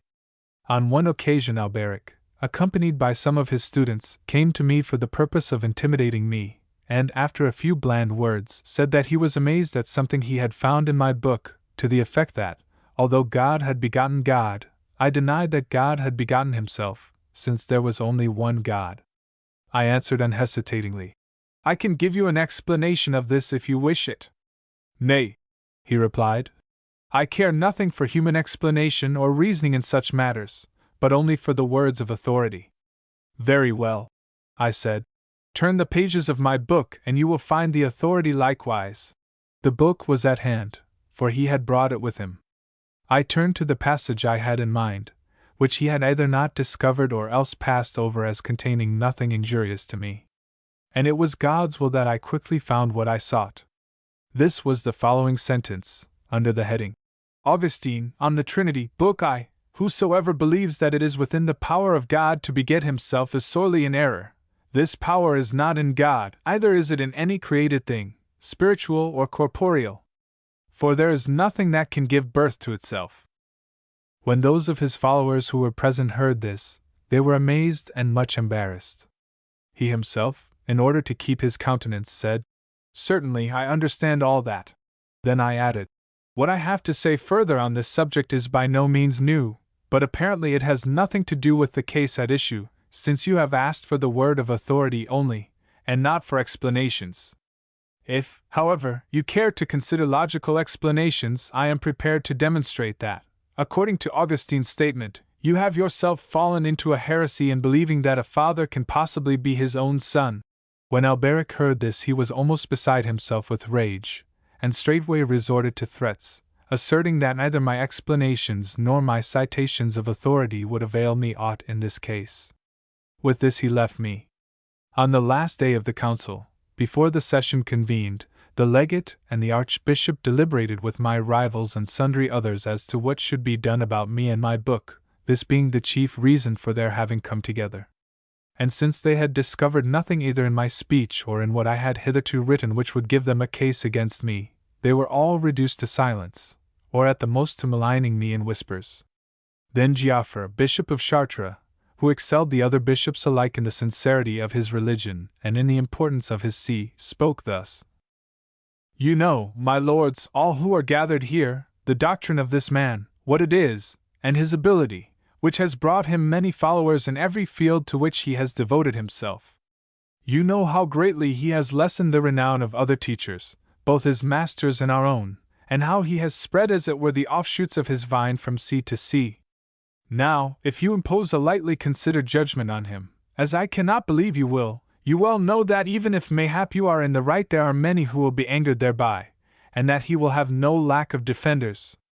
Remember above all that we have found nothing in this book of his that lies before us whereon any open accusation can be based. Indeed, it is true, as Jerome says, fortitude openly displayed always creates rivals, and the lightning strikes the highest peaks. Have a care, then, lest by violent action you only increase his fame, and lest we do more hurt to ourselves through envy than to him through justice. A false report, as that same wise man reminds us, is easily crushed, and a man's later life gives testimony as to his earlier deeds. If, then, you are disposed to take canonical action against him, his doctrine or his writings must be brought forward as evidence, and he must have free opportunity to answer his questioners. In that case, if he is found guilty or if he confesses his error, his lips can be wholly sealed. Consider the words of the blessed Nicodemus, who, desiring to free our Lord himself, said, "Doth our law judge any man before it hear him and know what he doeth?" John 7:51. When my rivals heard this, they cried out in protest, saying, "This is wise counsel, forsooth, that we should strive against the wordiness of this man, whose arguments, or rather, sophistries, the whole world cannot resist." And yet, methinks, it was far more difficult to strive against Christ himself, for whom, nevertheless, Nicodemus demanded a hearing in accordance with the dictates of the law. When the bishop could not win their assent to his proposals, he tried in another way to curb their hatred, saying that for the discussion of such an important case the few who were present were not enough, and that this matter required a more thorough examination. His further suggestion was that my abbot, who was there present, should take me back with him to our abbey, in other words to the monastery of St. Denis, and that there a large convocation of learned men should determine, on the basis of a careful investigation, what ought to be done. To this last proposal the legate consented, as did all the others. Then the legate arose to celebrate Mass before entering the council, and through the bishop sent me the permission which had been determined on, authorizing me to return to my monastery and there await such action as might be finally taken. But my rivals, perceiving that they would accomplish nothing if the trial were to be held outside of their own diocese, and in a place where they could have little influence on the verdict, and in truth having small wish that justice should be done, persuaded the archbishop that it would be a grave insult to him to transfer this case to another court, and that it would be dangerous for him if by chance I should thus be acquitted. They likewise went to the legate, and succeeded in so changing his opinion that finally they induced him to frame a new sentence, whereby he agreed to condemn my book without any further inquiry, to burn it forthwith in the sight of all, and to confine me for a year in another monastery. The argument they used was that it sufficed for the condemnation of my book that I had presumed to read it in public without the approval either of the Roman Pontiff or of the Church, and that, furthermore, I had given it to many to be transcribed. Methinks it would be a notable blessing to the Christian faith if there were more who displayed a like presumption. The legate, however, being less skilled in law than he should have been, relied chiefly on the advice of the archbishop, and he, in turn, on that of my rivals. When the Bishop of Chartres got wind of this, he reported the whole conspiracy to me, and strongly urged me to endure meekly the manifest violence of their enmity. He bade me not to doubt that this violence would in the end react upon them and prove a blessing to me, and counseled me to have no fear of the confinement in a monastery, knowing that within a few days the legate himself, who was now acting under compulsion, would after his departure set me free. And thus he consoled me as best he might, mingling his tears with mine. Chapter 10 of the burning of his book, of the persecution he had at the hands of his abbot and the brethren. Straightway upon my summons I went to the council, and there, without further examination or debate, did they compel me with my own hand to cast that memorable book of mine into the flames.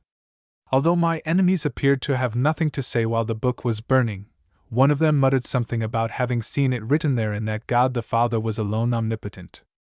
This reached the ears of the legate, who replied in astonishment that he could not believe that even a child would make so absurd a blunder. Our common faith, he said, holds and sets forth that the three are alike omnipotent.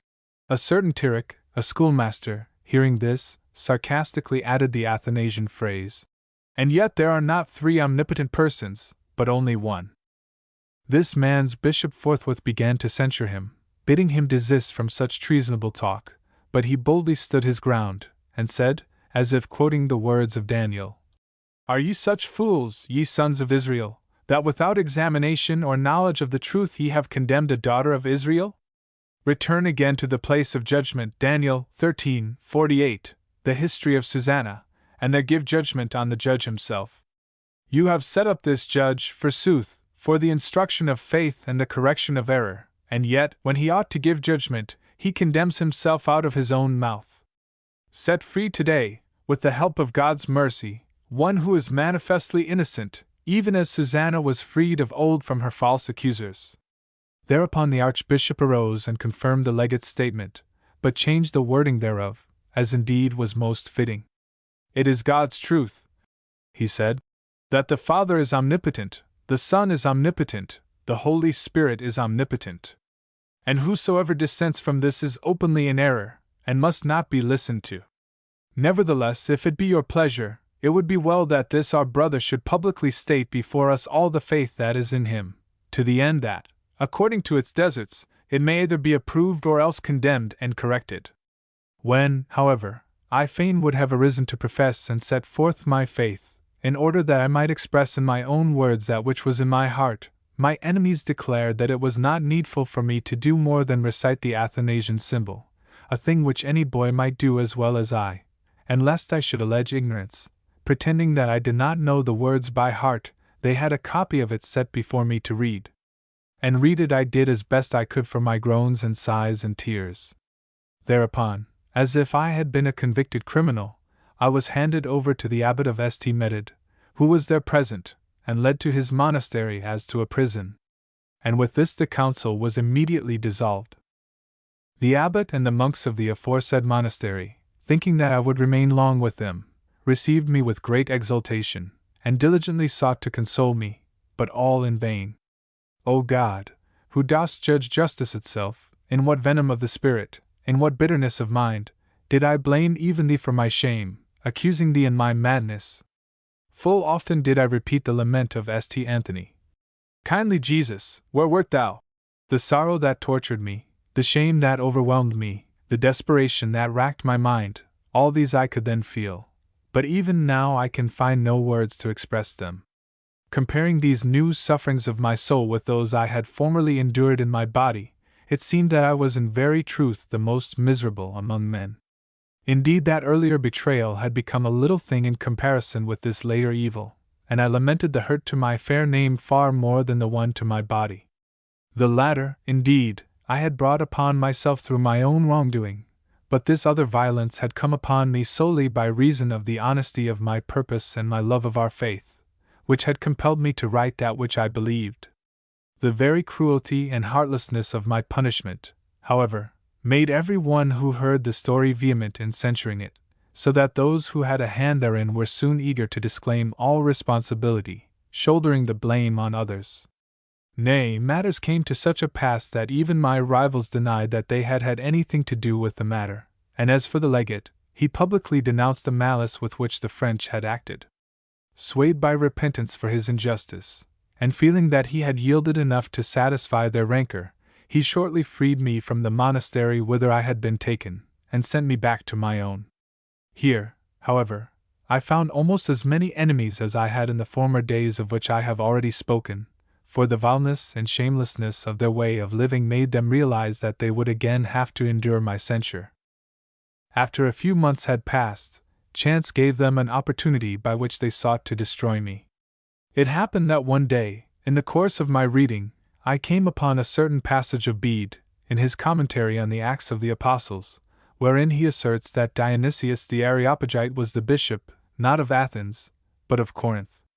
Now, this was directly counter to the belief of the monks, who were wont to boast that their Dionysius, or Denis, was not only the Areopagite but was likewise proved by his acts to have been the bishop of Athens. Having thus found this testimony of Bede's in contradiction of our own tradition, I showed it somewhat jestingly to sundry of the monks who chanced to be near.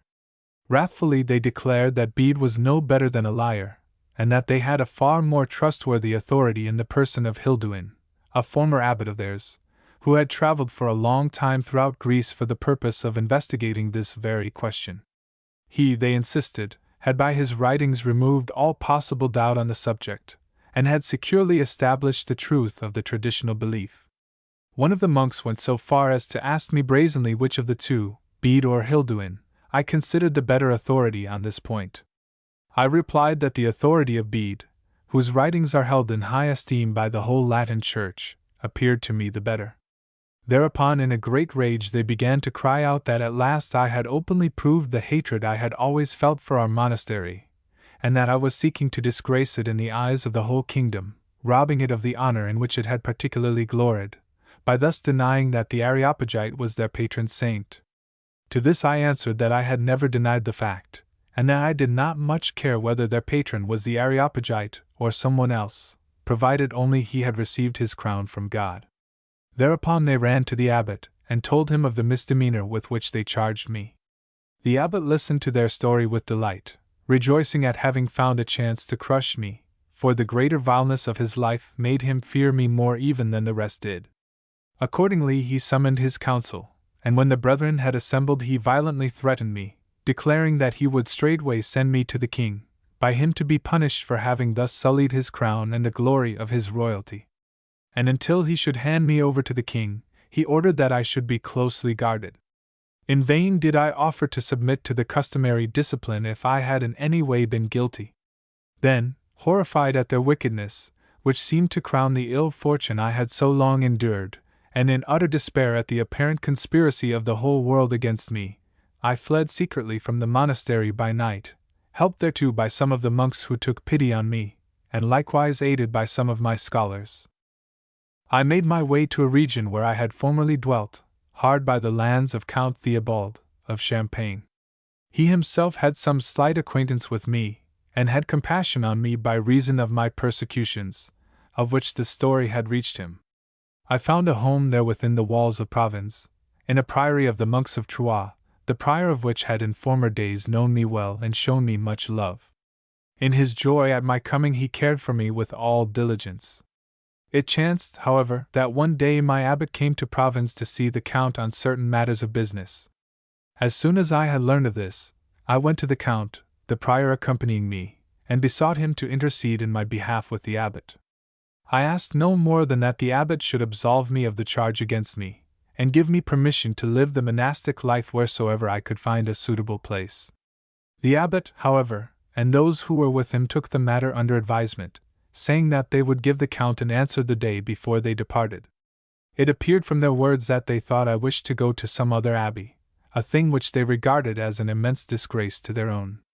They had, indeed, taken particular pride in the fact that, upon my conversion, I had come to them, as if scorning all other abbeys, and accordingly they considered that it would bring great shame upon them if I should now desert their abbey and seek another. For this reason they refused to listen either to my own plea or to that of the count. Furthermore, they threatened me with excommunication unless I should instantly return. Likewise they forbade the prior with whom I had taken refuge to keep me longer, under pain of sharing my excommunication. When we heard this, both the prior and I were stricken with fear. The abbot went away still obdurate, but a few days thereafter he died. As soon as his successor had been named, I went to him, accompanied by the Bishop of Meaux, to try if I might win from him the permission I had vainly sought of his predecessor. At first he would not give his assent, but finally, through the intervention of certain friends of mine, I secured the right to appeal to the king and his council, and in this way I at last obtained what I sought. The royal seneschal, Stephen, having summoned the abbot and his subordinates that they might state their case, asked them why they wanted to keep me against my will. He pointed out that this might easily bring them into evil repute, and certainly could do them no good, seeing that their way of living was utterly incompatible with mine. I knew it to be the opinion of the royal council that the irregularities in the conduct of this abbey would tend to bring it more and more under the control of the king, making it increasingly useful and likewise profitable to him, and for this reason I had good hope of easily winning the support of the king and those about him. Thus, indeed, did it come to pass. But in order that the monastery might not be shorn of any of the glory which it had enjoyed by reason of my sojourn there, they granted me permission to betake myself to any solitary place I might choose, provided only I did not put myself under the rule of any other abbey. This was agreed upon and confirmed on both sides in the presence of the king and his councillors. Forthwith I sought out a lonely spot known to me of old in the region of Troyes, and there, on a bit of land which had been given to me, and with the approval of the bishop of the district, I built with reeds and stalks my first oratory in the name of the Holy Trinity. And there concealed, with but one comrade, a certain cleric, I was able to sing over and over again to the Lord. Lo, then would I wander far off, and remain in the wilderness. PS 4:7. Chapter 11 of his teaching in the wilderness.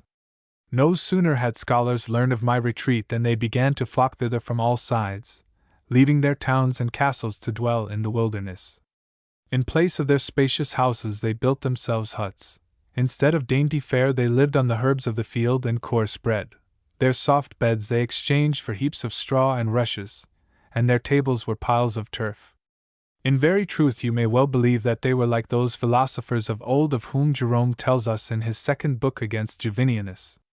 Through the senses, says Jerome, as through so many windows, do vices win entrance to the soul.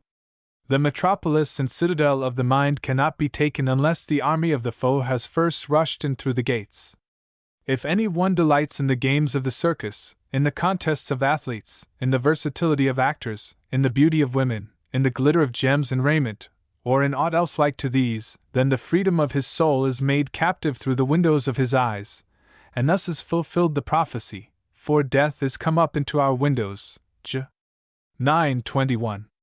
And then, when the wedges of doubt have, as it were, been driven into the citadels of our minds through these gateways, where will be its liberty? Where its fortitude? Where its thought of God? Most of all does the sense of touch paint for itself the pictures of past raptures, compelling the soul to dwell fondly upon remembered iniquities, and so to practice in imagination those things which reality denies to it. Heeding such counsel, therefore, many among the philosophers forsook the thronging ways of the cities and the pleasant gardens of the countryside, with their well-watered fields, their shady trees, the song of birds, the mirror of the fountain, the murmur of the stream, the many charms for eye and ear, fearing lest their souls should grow soft amid luxury and abundance of riches, and lest their virtue should thereby be defiled. For it is perilous to turn your eyes often to those things whereby you may some day be made captive, or to attempt the possession of that which it would go hard with you to do without. Thus the Pythagoreans shunned all companionship of this kind, and were wont to dwell in solitary and desert places. Nay, Plato himself, although he was a rich man, let Diogenes trample on his couch with muddy feet, and in order that he might devote himself to philosophy established his academy in a place remote from the city, and not only uninhabited but unhealthy as well. This he did in order that the onslaughts of lust might be broken by the fear and constant presence of disease, and that his followers might find no pleasure save in the things they learned. Such a life, likewise, the sons of the prophets who were the followers of Eliseus are reported to have led. Of these Jerome also tells us, writing thus to the monk Rusticus as if describing the monks of those ancient days. The sons of the prophets, the monks of whom we read in the Old Testament, built for themselves huts by the waters of the Jordan, and forsaking the throngs and the cities, lived on pottage and the herbs of the field. Epist. 4. Even so did my followers build their huts above the waters of the Artesian, so that they seemed hermits rather than scholars. And as their number grew ever greater, the hardships which they gladly endured for the sake of my teaching seemed to my rivals to reflect new glory on me, and to cast new shame on themselves. Nor was it strange that they, who had done their utmost to hurt me, should grieve to see how all things worked together for my good, even though I was now, in the words of Jerome, afar from cities and the marketplace, from controversies and the crowded ways of men. And so, as Quintilian says, did envy seek me out even in my hiding place. Secretly my rivals complained and lamented one to another, saying, Behold now, the whole world runs after him, and our persecution of him has done naught save to increase his glory. We strove to extinguish his fame, and we have but given it new brightness. Lo, in the city scholars have at hand everything they may need, and yet, spurning the pleasures of the town, they seek out the barrenness of the desert, and of their own free will they accept wretchedness.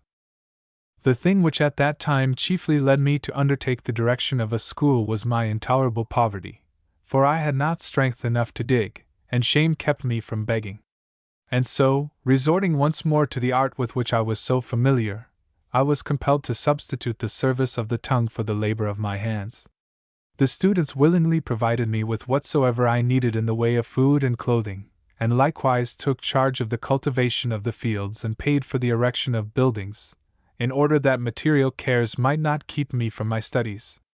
Since my oratory was no longer large enough to hold even a small part of their number, they found it necessary to increase its size, and in so doing they greatly improved it, building it of stone and wood. Although this oratory had been founded in honor of the Holy Trinity, and afterwards dedicated thereto, I now named it the Paraclete, mindful of how I had come there a fugitive and in despair, and had breathed into my soul something of the miracle of divine consolation.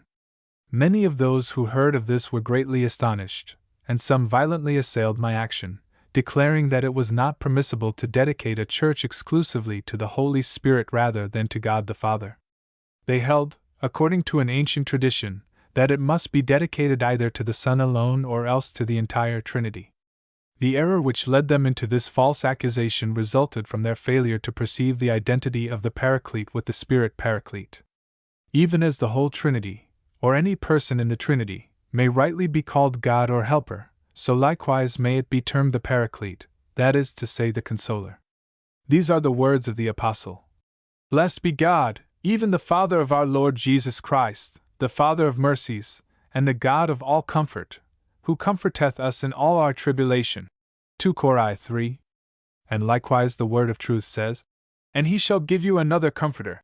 Greek. Another Paraclete. John 14:16. Nay, since every church is consecrated equally in the name of the Father, the Son, and the Holy Spirit, without any difference in their possession thereof, why should not the house of God be dedicated to the Father or to the Holy Spirit, even as it is to the Son? Who would presume to erase from above the door the name of him who is the master of the house? And since the Son offered himself as a sacrifice to the Father, and accordingly in the ceremonies of the Mass the prayers are offered particularly to the Father, and the immolation of the host is made to him, why should the altar not be held to be chiefly his to whom above all the supplication and sacrifice are made? Is it not called more rightly the altar of him who receives than of him who makes the sacrifice? Who would admit that an altar is that of the Holy Cross, or of the Sepulchre, or of St. Michael, or John, or Peter, or of any other saint, unless either he himself was sacrificed there or else special sacrifices and prayers are made there to him? Methinks the altars and temples of certain ones among these saints are not held to be idolatrous even though they are used for special sacrifices and prayers to their patrons.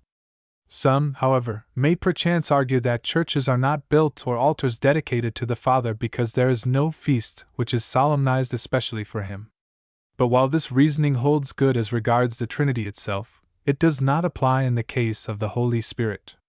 For this Spirit, from the day of its advent, has had its special feast of the Pentecost, even as the Son has had since his coming upon earth his feast of the Nativity.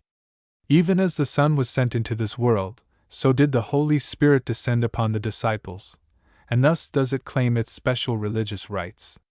Nay, it seems more fitting to dedicate a temple to it than to either of the other persons of the Trinity, if we but carefully study the apostolic authority, and consider the workings of this Spirit itself. To none of the three persons did the Apostle dedicate a special temple save to the Holy Spirit alone. He does not speak of a temple of the Father, or a temple of the Son, as he does of a temple of the Holy Spirit, writing thus in his first epistle to the Corinthians. But he that is joined unto the Lord is one Spirit. I Cor 6:17. And again, What? Know ye not that your body is the temple of the Holy Spirit which is in you, which ye have of God, and ye are not your own? IB 19. Who is there who does not know that the sacraments of God's blessings pertaining to the Church are particularly ascribed to the operation of divine grace, by which is meant the Holy Spirit?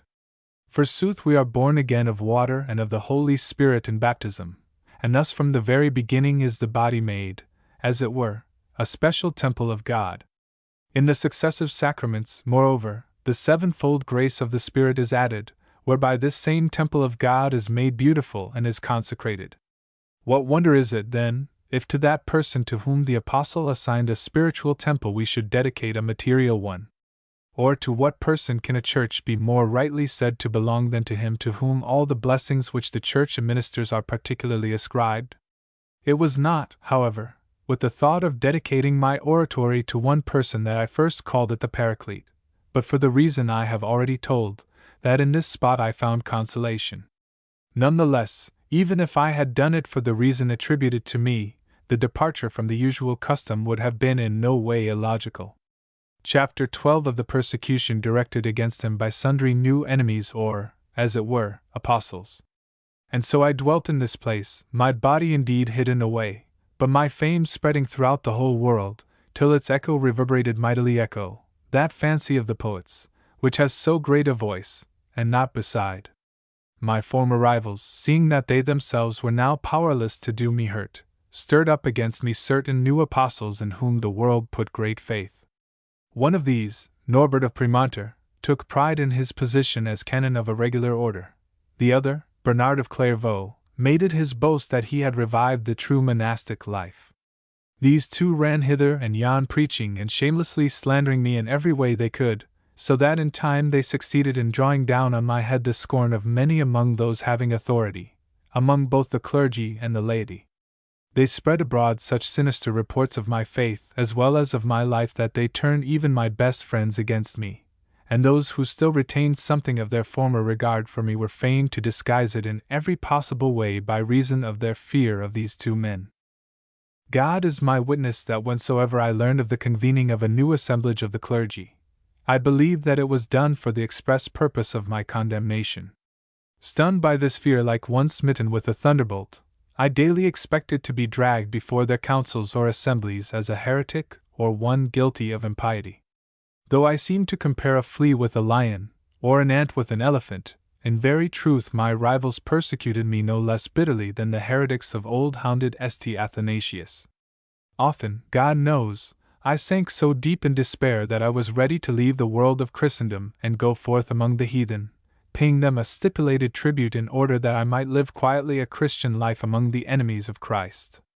It seemed to me that such people might indeed be kindly disposed toward me, particularly as they would doubtless suspect me of being no good Christian, imputing my flight to some crime I had committed, and would therefore believe that I might perhaps be won over to their form of worship. Chapter 13 of the abbey to which he was called and of the persecution he had from his sons, that is to say the monks, and from the lord of the land. While I was thus afflicted with so great perturbation of the spirit, and when the only way of escape seemed to be for me to seek refuge with Christ among the enemies of Christ, there came a chance whereby I thought I could for a while avoid the plottings of my enemies. But thereby I fell among Christians and monks who were far more savage than heathens and more evil of life. The thing came about in this wise.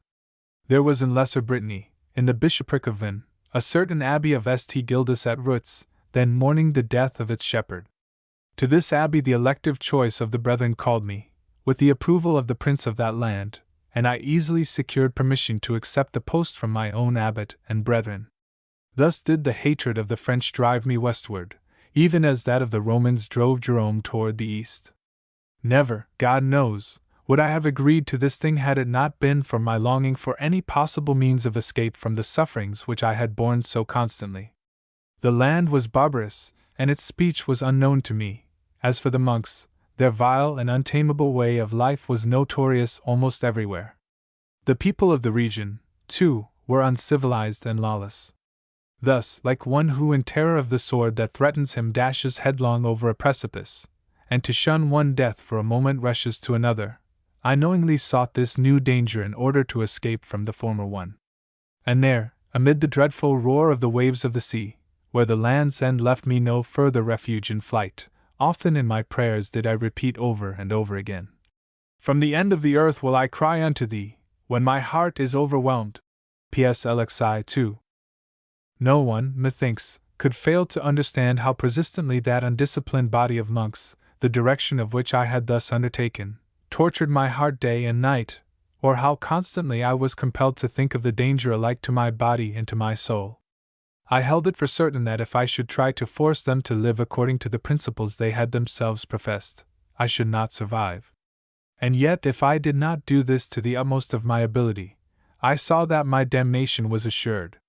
Moreover, a certain lord who was exceedingly powerful in that region had some time previously brought the abbey under his control, taking advantage of the state of disorder within the monastery to seize all the lands adjacent thereto for his own use, and he ground down the monks with taxes heavier than those which were extorted from the Jews themselves.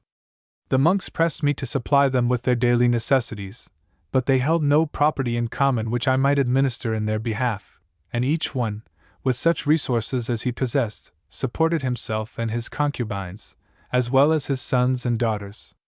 They took delight in harassing me on this matter, and they stole and carried off whatsoever they could lay their hands on, to the end that my failure to maintain order might make me either give up trying to enforce discipline or else abandon my post altogether.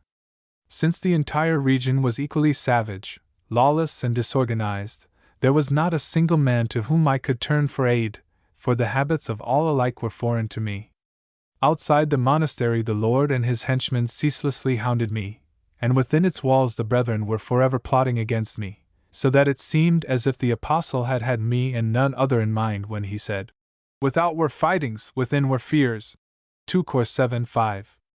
I considered and lamented the uselessness and the wretchedness of my existence, how fruitless my life now was, both to myself and to others, how of old I had been of some service to the clerics whom I had now abandoned for the sake of these monks, so that I was no longer able to be of use to either, how incapable I had proved myself in everything I had undertaken or attempted, so that above all others I deserved the reproach. This man began to build, and was not able to finish. Luke 14:30. My despair grew still deeper when I compared the evils I had left behind with those to which I had come, for my former sufferings now seemed to me as naught. Full often did I groan, "Justly has this sorrow come upon me because I deserted the Paraclete, which is to say the Consoler, and thrust myself into sure desolation. Seeking to shun threats I fled to certain peril." The thing which tormented me most was the fact that, having abandoned my oratory, I could make no suitable provision for the celebration there of the divine office, for indeed the extreme poverty of the place would scarcely provide the necessities of one man. But the true Paraclete himself brought me real consolation in the midst of this sorrow of mine, and made all due provision for his own oratory.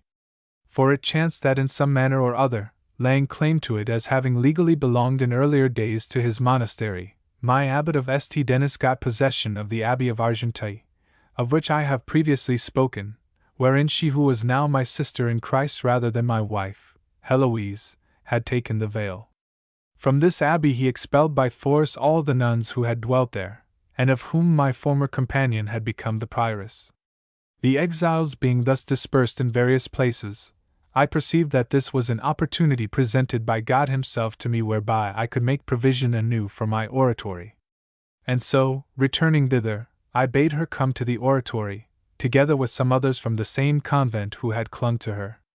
On their arrival there I made over to them the oratory, together with everything pertaining thereto, and subsequently, through the approval and assistance of the bishop of the district, Pope Innocent II promulgated a decree confirming my gift in perpetuity to them and their successors. And this refuge of divine mercy, which they served so devotedly, soon brought them consolation, even though at first their life there was one of want, and for a time of utter destitution. But the place proved itself a true paraclete to them, making all those who dwelt round about feel pity and kindliness for the sisterhood. So that, methinks, they prospered more through gifts in a single year than I should have done if I had stayed there 100.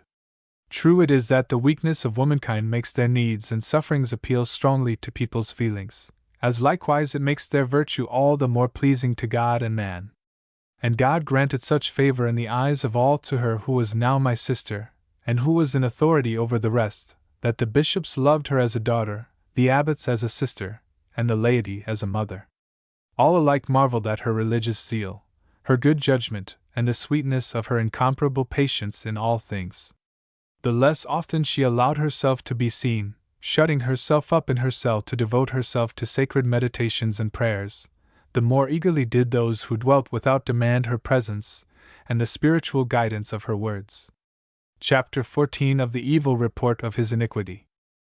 Before long all those who dwelt thereabouts began to censure me roundly, complaining that I paid far less attention to their needs than I might and should have done, and that at least I could do something for them through my preaching. As a result, I returned thither frequently, to be of service to them in whatsoever way I could. Regarding this there was no lack of hateful murmuring, and the thing which sincere charity induced me to do was seized upon by the wickedness of my detractors as the subject of shameless outcry. They declared that I, who of old could scarcely endure to be parted from her I loved, was still swayed by the delights of fleshly lust. Many times I thought of the complaint of St. Jerome in his letter to Acella regarding those women whom he was falsely accused of loving, when he said, Epist. 99. I am charged with nothing save the fact of my sex, and this charge is made only because Paula is setting forth to Jerusalem. And again, before I became intimate in the household of the saintly Paula, the whole city was loud in my praise, and nearly every one deemed me deserving of the highest honors of priesthood. But I know that my way to the kingdom of heaven lies through good and evil report alike. When I pondered over the injury which slander had done to so great a man as this, I was not a little consoled thereby. If my rivals, I told myself, could but find an equal cause for suspicion against me, with what accusations would they persecute me? But how is it possible for such suspicion to continue in my case, seeing that divine mercy has freed me therefrom by depriving me of all power to enact such baseness? How shameless is this latest accusation! In truth, that which had happened to me so completely removes all suspicion of this iniquity among all men that those who wish to have their women kept under close guard employ eunuchs for that purpose, even as sacred history tells regarding Esther and the other damsels of King Ahasuerus, Esther 2:5. We read, too, of that eunuch of great authority under Queen Candace who had charge of all her treasure, him to whose conversion and baptism the Apostle Philip was directed by an angel, Acts 8:27. Such men, in truth, are enabled to have far more importance and intimacy among modest and upright women by the fact that they are free from any suspicion of lust. The 6th book of the Ecclesiastical History tells us that the greatest of all Christian philosophers, Origen, inflicted a like injury on himself with his own hand, in order that all suspicion of this nature might be completely done away with in his instruction of women in sacred doctrine. In this respect, I thought, God's mercy had been kinder to me than to him, for it was judged that he had acted most rashly and had exposed himself to no slight censure, whereas the thing had been done to me through the crime of another, thus preparing me for a task similar to his own. Moreover, it had been accomplished with much less pain, being so quick and sudden, for I was heavy with sleep when they laid hands on me, and felt scarcely any pain at all. But alas, I thought, the less I then suffered from the wound, the greater is my punishment now through slander, and I am tormented far more by the loss of my reputation than I was by that of part of my body. For thus is it written, a good name is rather to be chosen than great riches. Prov 22:1. and as St. Augustine tells us in a sermon of his on the life and conduct of the clergy, he is cruel who, trusting in his conscience, neglects his reputation. Again he says, let us provide those things that are good, as the Apostle bids us. Rom. 12:17, not alone in the eyes of God, but likewise in the eyes of men. Within himself each one's conscience suffices, but for our own sakes our reputations ought not to be tarnished, but to flourish. Conscience and reputation are different matters. Conscience is for yourself, reputation for your neighbor. Methinks the spite of such men as these my enemies would have accused the very Christ himself, or those belonging to him, prophets and apostles, or the other holy fathers, if such spite had existed in their time, seeing that they associated in such familiar intercourse with women, and this though they were whole of body. On this point St. Augustine, in his book on the duty of monks, proves that women followed our Lord Jesus Christ and the apostles as inseparable companions, even accompanying them when they preached. Chapter 4. Faithful women, he says, who were possessed of worldly wealth went with them, and ministered to them out of their wealth, so that they might lack none of those things which belong to the substance of life. And if any one does not believe that the apostles thus permitted saintly women to go about with them wheresoever they preached the gospel, let him listen to the gospel itself, and learn therefrom that in so doing they followed the example of the Lord. For in the gospel it is written thus, and it came to pass afterward, that he went throughout every city and village, preaching and showing the glad tidings of the kingdom of God, and the 12 were with him, and certain women, which had been healed of evil spirits and infirmities, Mary called Magdalene, and Joanna the wife of Chuza, Herod's steward, and Susanna, and many others, which ministered unto him of their substance. Luke 8:3. Leo IX, furthermore, in his reply to the letter of Parmenianus concerning monastic zeal, says, we unequivocally declare that it is not permissible for a bishop, priest, deacon or subdeacon to cast off all responsibility for his own wife on the grounds of religious duty, so that he no longer provides her with food and clothing, albeit he may not have carnal intercourse with her. We read that thus did the holy apostles act, for St. Paul says, have we not power to lead about a sister, a wife, as well as other apostles, and as the brethren of the Lord and Cephas? I Cor 9:5. Observe, foolish man, that he does not say, have we not power to embrace a sister, a wife, but he says to lead about, meaning thereby that such women may lawfully be supported by them out of the wages of their preaching, but that there must be no carnal bond between them. Certainly that Pharisee who spoke within himself of the Lord, saying, this man, if he were a prophet, would have known who and what manner of woman this is that toucheth him, for she is a sinner.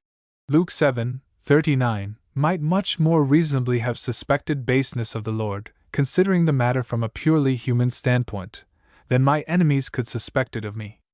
One who had seen the mother of our Lord entrusted to the care of the young man, John 19:27, or who had beheld the prophets dwelling and sojourning with widows, 1 Kings 17:10, would likewise have had a far more logical ground for suspicion.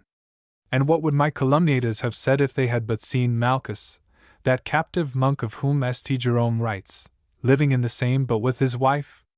Doubtless they would have regarded it as criminal in the famous scholar to have highly commended what he thus saw, saying thereof, there was a certain old man named Malchus, a native of this region, and his wife with him in his hut.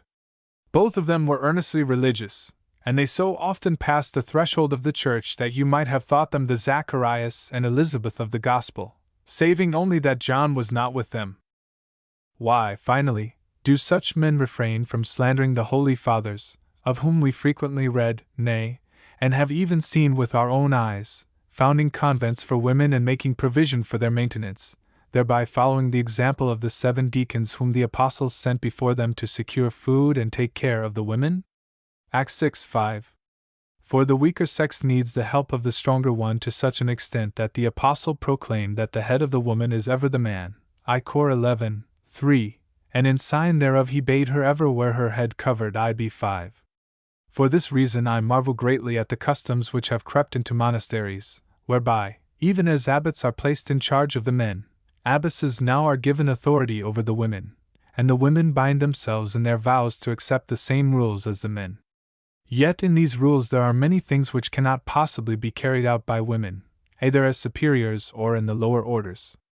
In many places we may even behold an inversion of the natural order of things, whereby the abbesses and nuns have authority over the clergy, and even over those who are themselves in charge of the people. The more power such women exercise over men, the more easily can they lead them into iniquitous desires, and in this way can lay a very heavy yoke upon their shoulders.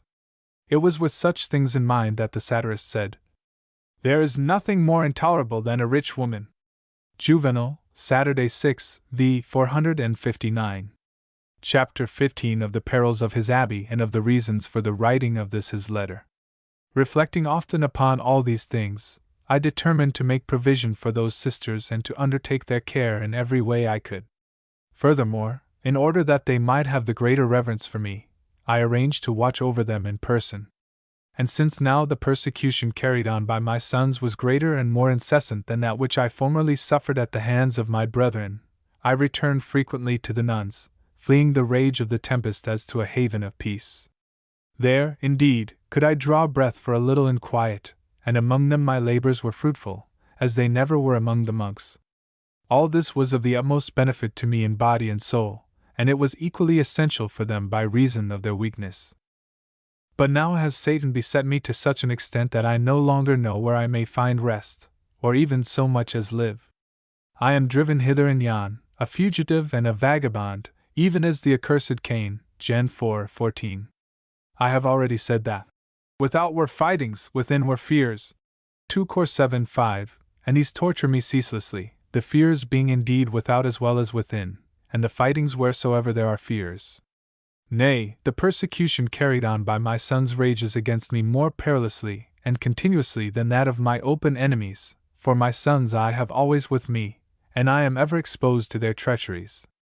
The violence of my enemies I see in the danger to my body if I leave the cloister, but within it I am compelled incessantly to endure the crafty machinations as well as the open violence of those monks who are called my sons, and who are entrusted to me as their abbot, which is to say their father. Oh, how often have they tried to kill me with poison, even as the monks sought to slay St. Benedict. Methinks the same reason which led the saint to abandon his wicked sons might encourage me to follow the example of so great a father, lest, in thus exposing myself to certain peril, I might be deemed a rash tempter of God rather than a lover of him, nay, lest it might even be judged that I had thereby taken my own life. When I had safeguarded myself to the best of my ability, so far as my food and drink were concerned, against their daily plottings, they sought to destroy me in the very ceremony of the altar by putting poison in the chalice. One day, when I had gone to Nantes to visit the Count, who was then sick, and while I was sojourning a while in the house of one of my brothers in the flesh, they arranged to poison me, with the connivance of one of my attendants, believing that I would take no precautions to escape such a plot. But divine providence so ordered matters that I had no desire for the food which was set before me. One of the monks whom I had brought with me ate thereof, not knowing that which had been done, and straightway fell dead. As for the attendant who had dared to undertake this crime, he fled in terror alike of his own conscience, and of the clear evidence of his guilt. After this, as their wickedness was manifest to every one, I began openly in every way I could to avoid the danger with which their plots threatened me, even to the extent of leaving the abbey and dwelling with a few others apart in little cells. If the monks knew beforehand that I was going anywhere on a journey, they bribed bandits to waylay me on the road and kill me. And while I was struggling in the midst of these dangers, it chanced one day that the hand of the Lord smote me a heavy blow, for I fell from my horse, breaking a bone in my neck, the injury causing me greater pain and weakness than my former wound. Using excommunication as my weapon to coerce the untamed rebelliousness of the monks, I forced certain ones among them whom I particularly feared to promise me publicly, pledging their faith or swearing upon the sacrament, that they would thereafter depart from the abbey and no longer trouble me in any way. Shamelessly and openly did they violate the pledges they had given and their sacramental oaths, but finally they were compelled to give this and many other promises under oath, in the presence of the Count and the bishops, by the authority of the Pontiff of Rome, Innocent, who sent his own legate for this special purpose. And yet even this did not bring me peace. For when I returned to the abbey after the expulsion of those whom I have just mentioned, and entrusted myself to the remaining brethren, of whom I felt less suspicion, I found them even worse than the others. I barely succeeded in escaping them, with the aid of a certain nobleman of the district, for they were planning, not to poison me indeed, but to cut my throat with a sword. Even to the present time I stand face to face with this danger, fearing the sword which threatens my neck so that I can scarcely draw a free breath between one meal and the next. Even so do we read of him who, reckoning the power and heaped-up wealth of the tyrant Dionysius as a great blessing, beheld the sword secretly hanging by a hair above his head, and so learned what kind of happiness comes as the result of worldly power. Cicer. 5. Tusk. Thus did I too learn by constant experience, I who had been exalted from the condition of a poor monk to the dignity of an abbot, that my wretchedness increased with my wealth, and I would that the ambition of those who voluntarily seek such power might be curbed by my example. And now, most dear brother in Christ and comrade closest to me in the intimacy of speech, it should suffice for your sorrows and the hardships you have endured that I have written this story of my own misfortunes, amid which I have toiled almost from the cradle. For so, as I said in the beginning of this letter, shall you come to regard your tribulation as naught, or at any rate as little, in comparison with mine, and so shall you bear it more lightly in measure, as you regard it as less. Take comfort ever in the saying of our Lord, what he foretold for his followers at the hands of the followers of the devil. If they have persecuted me, they will also persecute you. John 15:20. If the world hate you, ye know that it hated me before it hated you. If ye were of the world would love his own. Ib 18-19. And the Apostle says, all that will live godly in Christ Jesus shall suffer persecution. 2 Tim. 3:12. And elsewhere he says, I do not seek to please men.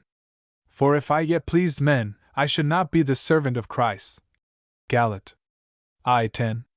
And the psalmist says, they who have been pleasing to men have been confounded, for that God hath despised them. Commenting on this, St. Jerome, whose error methinks I am in the endurance of foul slander, says in his letter to Nepotanius, the Apostle says, if I yet pleased men, I should not be the servant of Christ. He no longer seeks to please men, and so is made Christ's servant. Epist. 2. And again, in his letter to Acella regarding those whom he was falsely accused of loving, I give thanks to my God that I am worthy to be one whom the world hates. Epist. 99. And to the monk Heliodorus he writes, you are wrong, brother, you are wrong if you think there is ever a time when the Christian does not suffer persecution. For our adversary goes about as a roaring lion seeking what he may devour, and do you still think of peace? Nay, he lieth in ambush among the rich. Inspired by those records and examples, we should endure our persecutions all the more steadfastly the more bitterly they harm us. We should not doubt that even if they are not according to our deserts, at least they serve for the purifying of our soul. And since all things are done in accordance with the divine ordering, let every one of true faith console himself amid all his afflictions with the thought that the great goodness of God permits nothing to be done without reason, and brings to a good end whatsoever may seem to happen wrongfully. Wherefore rightly do all men say, Thy will be done, and great is the consolation to all lovers of God in the word of the Apostle when he says, we know that all things work together for good to them that love God. Rom. 8:28. The wise man of old had this in mind when he said in his Proverbs, there shall no evil happen to the just. Prov 12:21. By this he clearly shows that whosoever grows wrathful for any reason against his sufferings has therein departed from the way of the just, because he may not doubt that these things have happened to him by divine dispensation. Even such are those who yield to their own rather than to the divine purpose, and with hidden desires resist the spirit which echoes in the words, Thy will be done, thus placing their own will ahead of the will of God. Farewell. Peter Abelard. Petrus Abelardus, or Abelardus, was born in the year 1079 at Palitz, a Breton town not far from Nantes. His father, Berengarius, was a nobleman of some local importance. His mother, Lucia, was likewise of noble family. The name Abelardus is said to be a corruption of Abelardus, which, in turn, was substituted by himself for the nickname Bagelardus, given to him in his student days. However the name may have arisen, the famous scholar certainly adopted it very early in his career, and it went over into the vernacular as Abelard, or Abelard, though with a multiplicity of variations. In Villon's famous poem, for example, it appears as Abelard. For the main facts of Abelard's life his own writings remain the best authority, but through his frequent contact with many of the foremost figures in the intellectual and clerical life of the early 12th century it has been possible to check his own account of his career with considerable accuracy.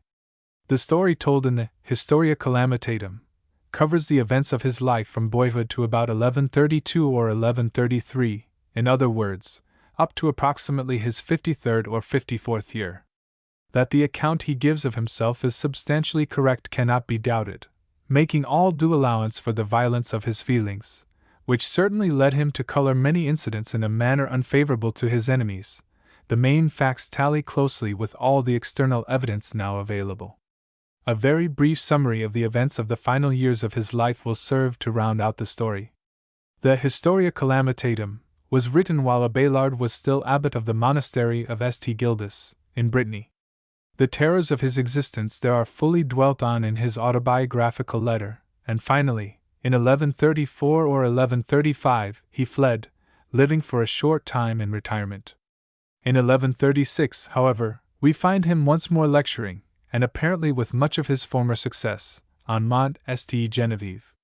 His old enemies were still on his trail, and most of all Bernard of Clairvaux, to whose fiery adherence to the faith Abelard's rationalism seemed a sheer desecration. The unceasing activities of Bernard and others finally brought Abelard before an ecclesiastical council at Sens in 1140, where he was formally arraigned on charges of heresy. Had Abelard's courage held good, he might have won his case, for Bernard was frankly terrified at the prospect of meeting so formidable a dialectician, but Abelard, broken in spirit by the prolonged persecution from which he had suffered, contented himself with appealing to the Pope. The indefatigable Bernard at once proceeded to secure a condemnation of Abelard from Rome, whither the accused man set out to plead his case.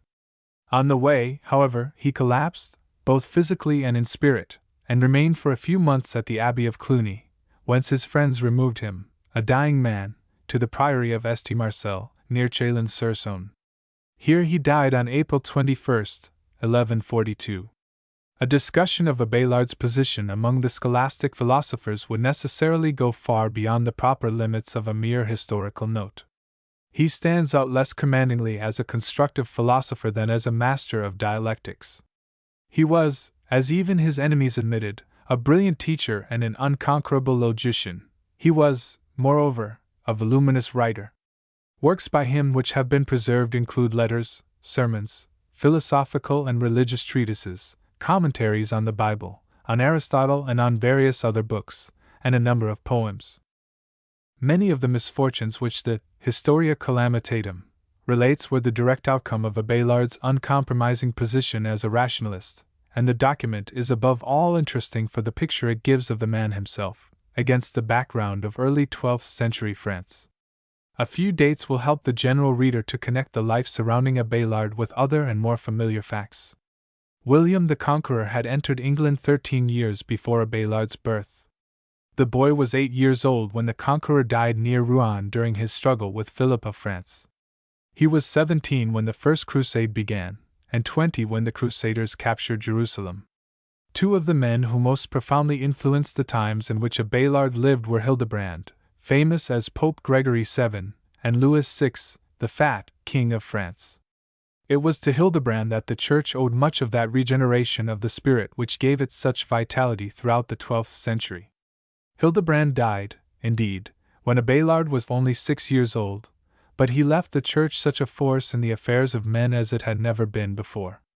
As for Louis the Fat, who reigned from 1108 to 1137, it was he who began to lift the royal power in France out of the shadow which the slothfulness and incompetence of his immediate predecessors, Henry I and Philip I, had cast over it. Discerning enough to see that the chief enemies of the crown were the great nobles, and constantly advised by a minister of exceptional wisdom, Suger, abbot of St. Denis, Louis did his utmost to protect the towns and the churches, and to bring that small part of France wherein his power was felt out of the anarchy and chaos of the 11th century.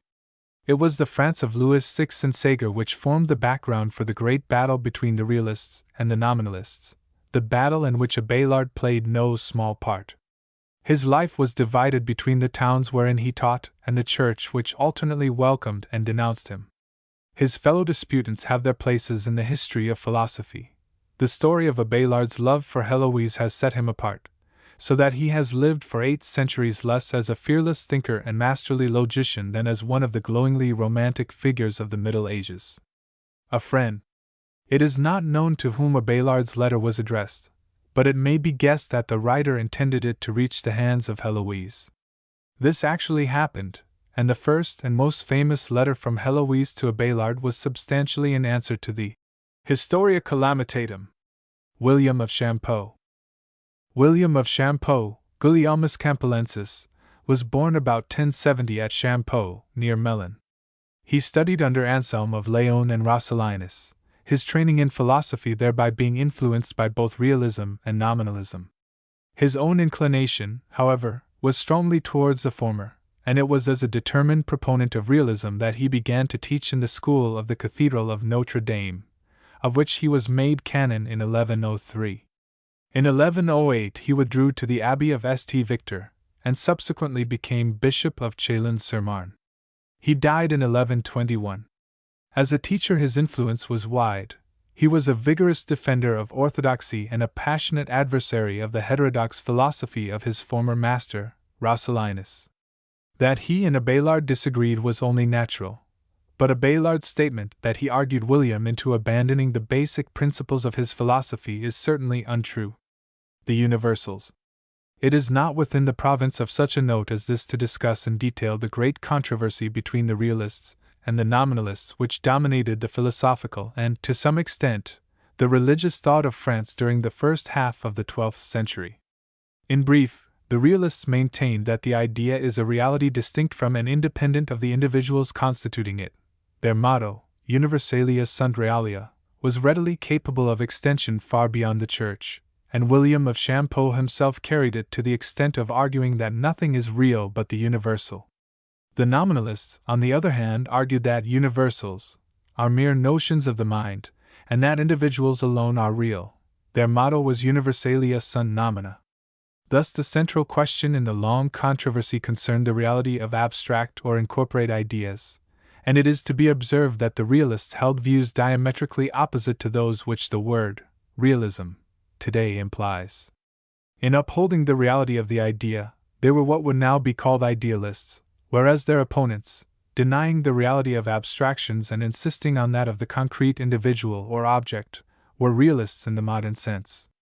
The peculiar importance of this controversy lay in its effect on the status of the Church. If nominalism should prevail, then the Church would be shorn of much of its authority, for its greatest power lay in the conception of it as an enduring reality outside of and above all the individuals who shared in its work. It is not strange, then, that the ardent realism of William of Champeaux should have been outraged by the nominalistic logic of Abelard. Abelard, indeed, never went to such extreme lengths as the arch-nominalist, Roscellinus, who was duly condemned for heresy by the Council of Soissons in 1092, but he went quite far enough to win for himself the undying enmity of the leading realists, who were followed by the great majority of the clergy. Porphyry. The introduction, isagogy, to the categories of Aristotle, written by the Greek scholar and Neoplatonist Porphyry in the 3rd century AD, was translated into Latin by Boëtius, and in this form was extensively used throughout the Middle Ages as a compendium of Aristotelian logic. As a philosopher, Porphyry was chiefly important as the immediate successor of Plotinus in the Neoplatonic school at Rome, but his isagogy had extraordinary weight among the medieval logicians. Priscian. The Institutiones Grammaticae of Priscian, Priscianus Caesariensis, formed the standard grammatical and philological textbook of the Middle Ages, its importance being fairly indicated by the fact that today there exist about 1,000 manuscript copies of it. Anselm of Laon was born somewhere about 1040, and is said to have studied under the famous St. Anselm, later Archbishop of Canterbury, at the monastery of Bec. About 1070 he began to teach in Paris, where he was notably successful. Subsequently he returned to Lyon, where his school of theology and exegetics became the most famous one in Europe. His most important work, an interlinear gloss on the Scriptures, was regarded as authoritative throughout the later Middle Ages. He died in 1117. That he was something of a pedant is probable, but Abelard's picture of him is certainly very far from doing him justice. Alberic of Rheims and Lotolf the Lombard. Of these two not much is known beyond what Abelard himself tells us. Alberic, indeed, won a considerable reputation, and was highly recommended to Pope Honorius II by St. Bernard. In 1139 Alberic seems to have become Archbishop of Bourges, dying 2 years later. Lotolf the Lombard is referred to by another authority as Lotaldus Novariensis. St. Jerome. The enormous scholarship of St. Jerome, born about 340 and dying September 30th, 420, made him not only the foremost authority within the Church itself throughout the Middle Ages, but also one of the chief guides to secular scholarship. Abelard repeatedly quotes from him, particularly from his denunciation of the revival of Gnostic heresies by Jovinianus, and from some of his voluminous epistles. He also refers extensively to the charges brought against Jerome by reason of his teaching of women at Rome in the house of Marcella. One of his pupils, Paula, a wealthy widow, followed him on his journey through Palestine, and built 3 nunneries at Bethlehem, of which she remained the head up to the time of her death in 404. St. Augustine. Regarding the position of St. Augustine, 354 to 430, throughout the Middle Ages, it is here sufficient to quote a few words of Gustav Kruger. The theological position and influence of Augustine may be said to be unrivaled. No single name has ever exercised such power over the Christian Church, and no one mind ever made so deep an impression on Christian thought. In him scholastics and mystics, popes and opponents of the papal supremacy, have seen their champion. He was the fulcrum on which Luther rested the thoughts by which besought to lift the past of the Church out of the rut, yet the judgment of Catholics still proclaims the ideals of Augustine as the only sound basis of philosophy. Abbey of St. Denis. The Abbey of St. Denis was founded about 625 by Dagobert, son of Lothair II, at some distance from the basilica which the clergy of Paris had erected in the 5th century over the saint's tomb. Long renowned as the place of burial for most of the kings of France, the Abbey of St. Denis had a particular importance in Abelard's day by reason of its close association with the reigning monarch. The abbot to whom Abelard refers so bitterly was Adam of St. Denis, who began his rule of the monastery about 1094. In 1106 this same Adam chose as his secretary one of the inmates of the monastery, Suger, destined shortly to become the most influential man in France through his position as advisor to Louis VI, and also the foremost historian of his time. Adam died in 1123, and his successor, referred to by Abelard in Chapter 10, was none other than Suger himself. From 1127 to 1137 Suger devoted most of his time to the reorganization and reform of the monastery of St. Denis. If we are to believe Abelard, such reform was sorely needed, but other contemporary evidence by no means fully sustains Abelard in his condemnation of Adam and his fellow monks. Origen. The Alexandrian theological writer Origen, who lived from about 185 to 254, was the most distinguished and the most influential of all the theologians of the ancient Church, with the single exception of Augustine. His incredible industry resulted in such a mass of writings that Jerome himself asked in despair, "Which of us can read all that he has written?"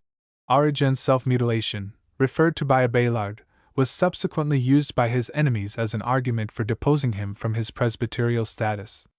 Athanasius. Abelard's tract regarding the power of God to create himself was one of the many distant echoes of the great Arian-Athanasian controversy of the 4th century. St. Athanasius, Bishop of Alexandria, well deserved the title conferred on him by the Church as the Father of Orthodoxy, and it was by his name that the doctrine of identity of substance, "the Son is of the same substance with the Father," became known. Much of the life of Athanasius was passed amid persecutions at the hands of his enemies, and on several occasions he was driven into exile. Rodolphe, Archbishop of Reims. Rodolphe, or, as some authorities call him, Rudolph or Radolf, became Archbishop of Reims in 1114, after having served as treasurer of the cathedral. His importance among the French clergy is attested by the many references to him in contemporary documents. Conan of Preneste. Conan, Bishop of Preneste, whose real name may have been Conrad, came to France as papal legate on at least 2 occasions. He represented Pascal II in 1115 at ecclesiastical councils held in Beauvais, Reims, and Chalons. In 1120 he represented Calixtus II at Soissons on the occasion of Abelard's trial. Giaffre of Chartres. Giaffre, Bishop of Chartres, the second of the name to hold that post, was subsequently a warm friend of St. Bernard. Abelard's high estimate of him is fully confirmed by other contemporary authorities. Abbot of St. Medard. This abbot was probably, though not certainly, Anselm of Soissons, who became a bishop in 1145. The chronology, however, is confusing. Dionysius the Areopagite. The confusion regarding the identity of Dionysius the Areopagite persists to this day, at least to the extent that we do not know the real name of the 4th or 5th century writer who, under this pseudonym, exercised so profound an influence on medieval thought. That he was not the bishop of either Athens or Corinth, nor yet the Dionysius who became the patron saint of France, is clear enough. Of the actual Dionysius the Areopagite we know practically nothing. He is mentioned in Acts 17:34 as one of those Athenians who believed when they had heard Paul preach on Mars Hill. A century or more later we learn from another Dionysius, Bishop of Corinth, that Dionysius the Areopagite was the first bishop of Athens, a statement of doubtful value. In the 4th or 5th century a Greek theological writer of extraordinary erudition assumed the name of Dionysius the Areopagite, and as his works exerted an enormous influence on later scholarship, it was quite natural that the personal legend of the real Dionysius should have been extended correspondingly. The Hilduin referred to by Abelard, who was abbot of St. Denis from 814 to 840, was directly responsible for the extreme phase of this extension. Accepting, as most of his contemporaries unquestioningly did, the identity of the theological writer with the Dionysius mentioned in Acts and spoken of as Bishop of Athens, Hilduin went one step further, and demonstrated that this Dionysius was likewise the Dionysius, Denis, who had been sent into Gaul and martyred at Catoliacus, the modern St. Denis. There is no evidence to support Hilduin's contention, and the chronology of Gregory of Tours is quite sufficient to disprove it, but none the less it was enthusiastically accepted in France, and above all by the monks of St. Denis. There was, however, a persistent doubt as to the identity of the Dionysius whose writings had become so famous. Bede, the authority quoted by Abelard, was, of course, wrong in saying that he was the Bishop of Corinth, but anything which tended to shake the triple identity, established by Hilduin, of the Dionysius of Athens who listened to St. Paul, of the pseudo-Areopagite whose works were known to every medieval scholar, and of the St. Denis who had become the patron saint of France, was naturally anathematized by the monks who bore the saint's name. Bede and Abelard were by no means accurate, but Bede's inkling of the truth was quite enough to get Abelard into serious trouble. Theobald of Champagne. Theobald II, Count of Blois, Meaux and Champagne, was one of the most powerful nobles in France, and by the extent of his influence fully deserved the title of the Great, by which he was subsequently known. His domain included the modern departments of Ardennes, Marne, Aube and Haute-Marne, with part of Aisne, Seine-et-Marne, Yonne and Meuse. Furthermore, his mother Adela was the daughter of William I of England, and his younger brother Stephen was King of England from 1135 to 1154. Theobald became Count of Blois in 1102, Count of Champagne in 1125, and Count of Troyes in 1128. Had he so chosen, he might likewise have become Duke of Normandy after the death of his uncle, Henry I of England, in 1135. He died in 1152. Stephen the Seneschal. There is much doubt as to whether this Stephen was Stephen de Garland, d'Apifer, or another Stephen, who was royal chancellor under Louis the Fat. A charter of the year 1124 is signed by both Stephen Dapifer and Stephen Cancellarius. Probably, however, the authority identifying Stephen Dapifer as Stephen de Garland, Seneschal of France, is trustworthy. The Paraclete. Among the terms which are characteristic of, or even peculiar to, the Gospel of St. John is that of the Paraclete, rendered in the King James Version, the Comforter, the Greek word of which, Paraclete, is a reproduction literally means advocate, one called to aid, hence, intercessor. The doctrine of the Paraclete appears chiefly in John 14 and 15. For example, 14, 16-17. And I will pray the Father, and he shall give you another Comforter, Paraclete, that may abide with you forever, even the Spirit of truth. Again, 14, 26. But the Comforter, Paraclete, which is the Holy Ghost, whom the Father will send in my name, he shall teach you all things. With John's words as a basis, the Paraclete came to be regarded as identical with the third person of the Trinity, but always with the special attributes of consolation and intercession. Norbert of Premontre. In 1120 there was established at Premontre, a desert place in the Diocese of Leon, a monastery of canons regular who followed the so-called rule of St. Augustine, but with supplementary statutes which made the life one of exceptional severity. The head of this monastery was Norbert, subsequently canonized. His order received papal approbation in 1126, and thereafter it spread rapidly throughout Europe. 200 years later there were no less than 1,700 Norbertine or Premonstratensian monasteries. Norbert himself became Archbishop of Magdeburg, and it was in Germany that the most notable work of his order was accomplished. Bernard of Clairvaux. Regarding the illustrious St. Bernard, Abbot of Clairvaux, it is needless here to say more than that his own age recognized in him the embodiment of the highest ideal of medieval monasticism. Intellectually inferior to Abelard and to some others of those over whom he triumphed, he was their superior in moral strength, in zeal, and above all in the power of making others share his own enthusiasms. Born in 1090, he was renowned as one of the foremost of French churchmen before he was 30 years old. His share in the contest which followed the death of Pope Honorius II in 1130 made him one of the most commanding figures in all Europe. It was to him that the Cistercian order owed its extraordinary expansion in the 12th century. That Abelard should have fallen before so redoubtable an adversary, see the note on Pierre Abelard, is in no way surprising, but there can be no doubt that St. Bernard's persecution of Abelard was inspired solely by high ideals and an intense zeal for the truth as Bernard perceived it. Abbey of St. Gildas. Traditionally, at least, this abbey was the oldest one in Brittany. According to the anonymous author of the Life and Deeds of St. Gildas, it was founded during the reign of Childeric, the second of the Merovingian kings, in the 5th century. Be that as it may, its authentic history had been extensive before Abelard assumed the direction of its affairs.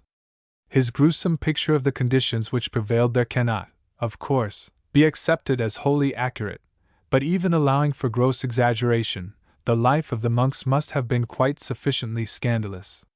It was apparently in the closing period of Abelard's sojourn at the Abbey of St. Gildas that he wrote the Historia Calamitatum.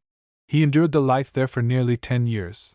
The date of his flight is not certain, but it cannot have been far from 1134 or 1135. Leo IX.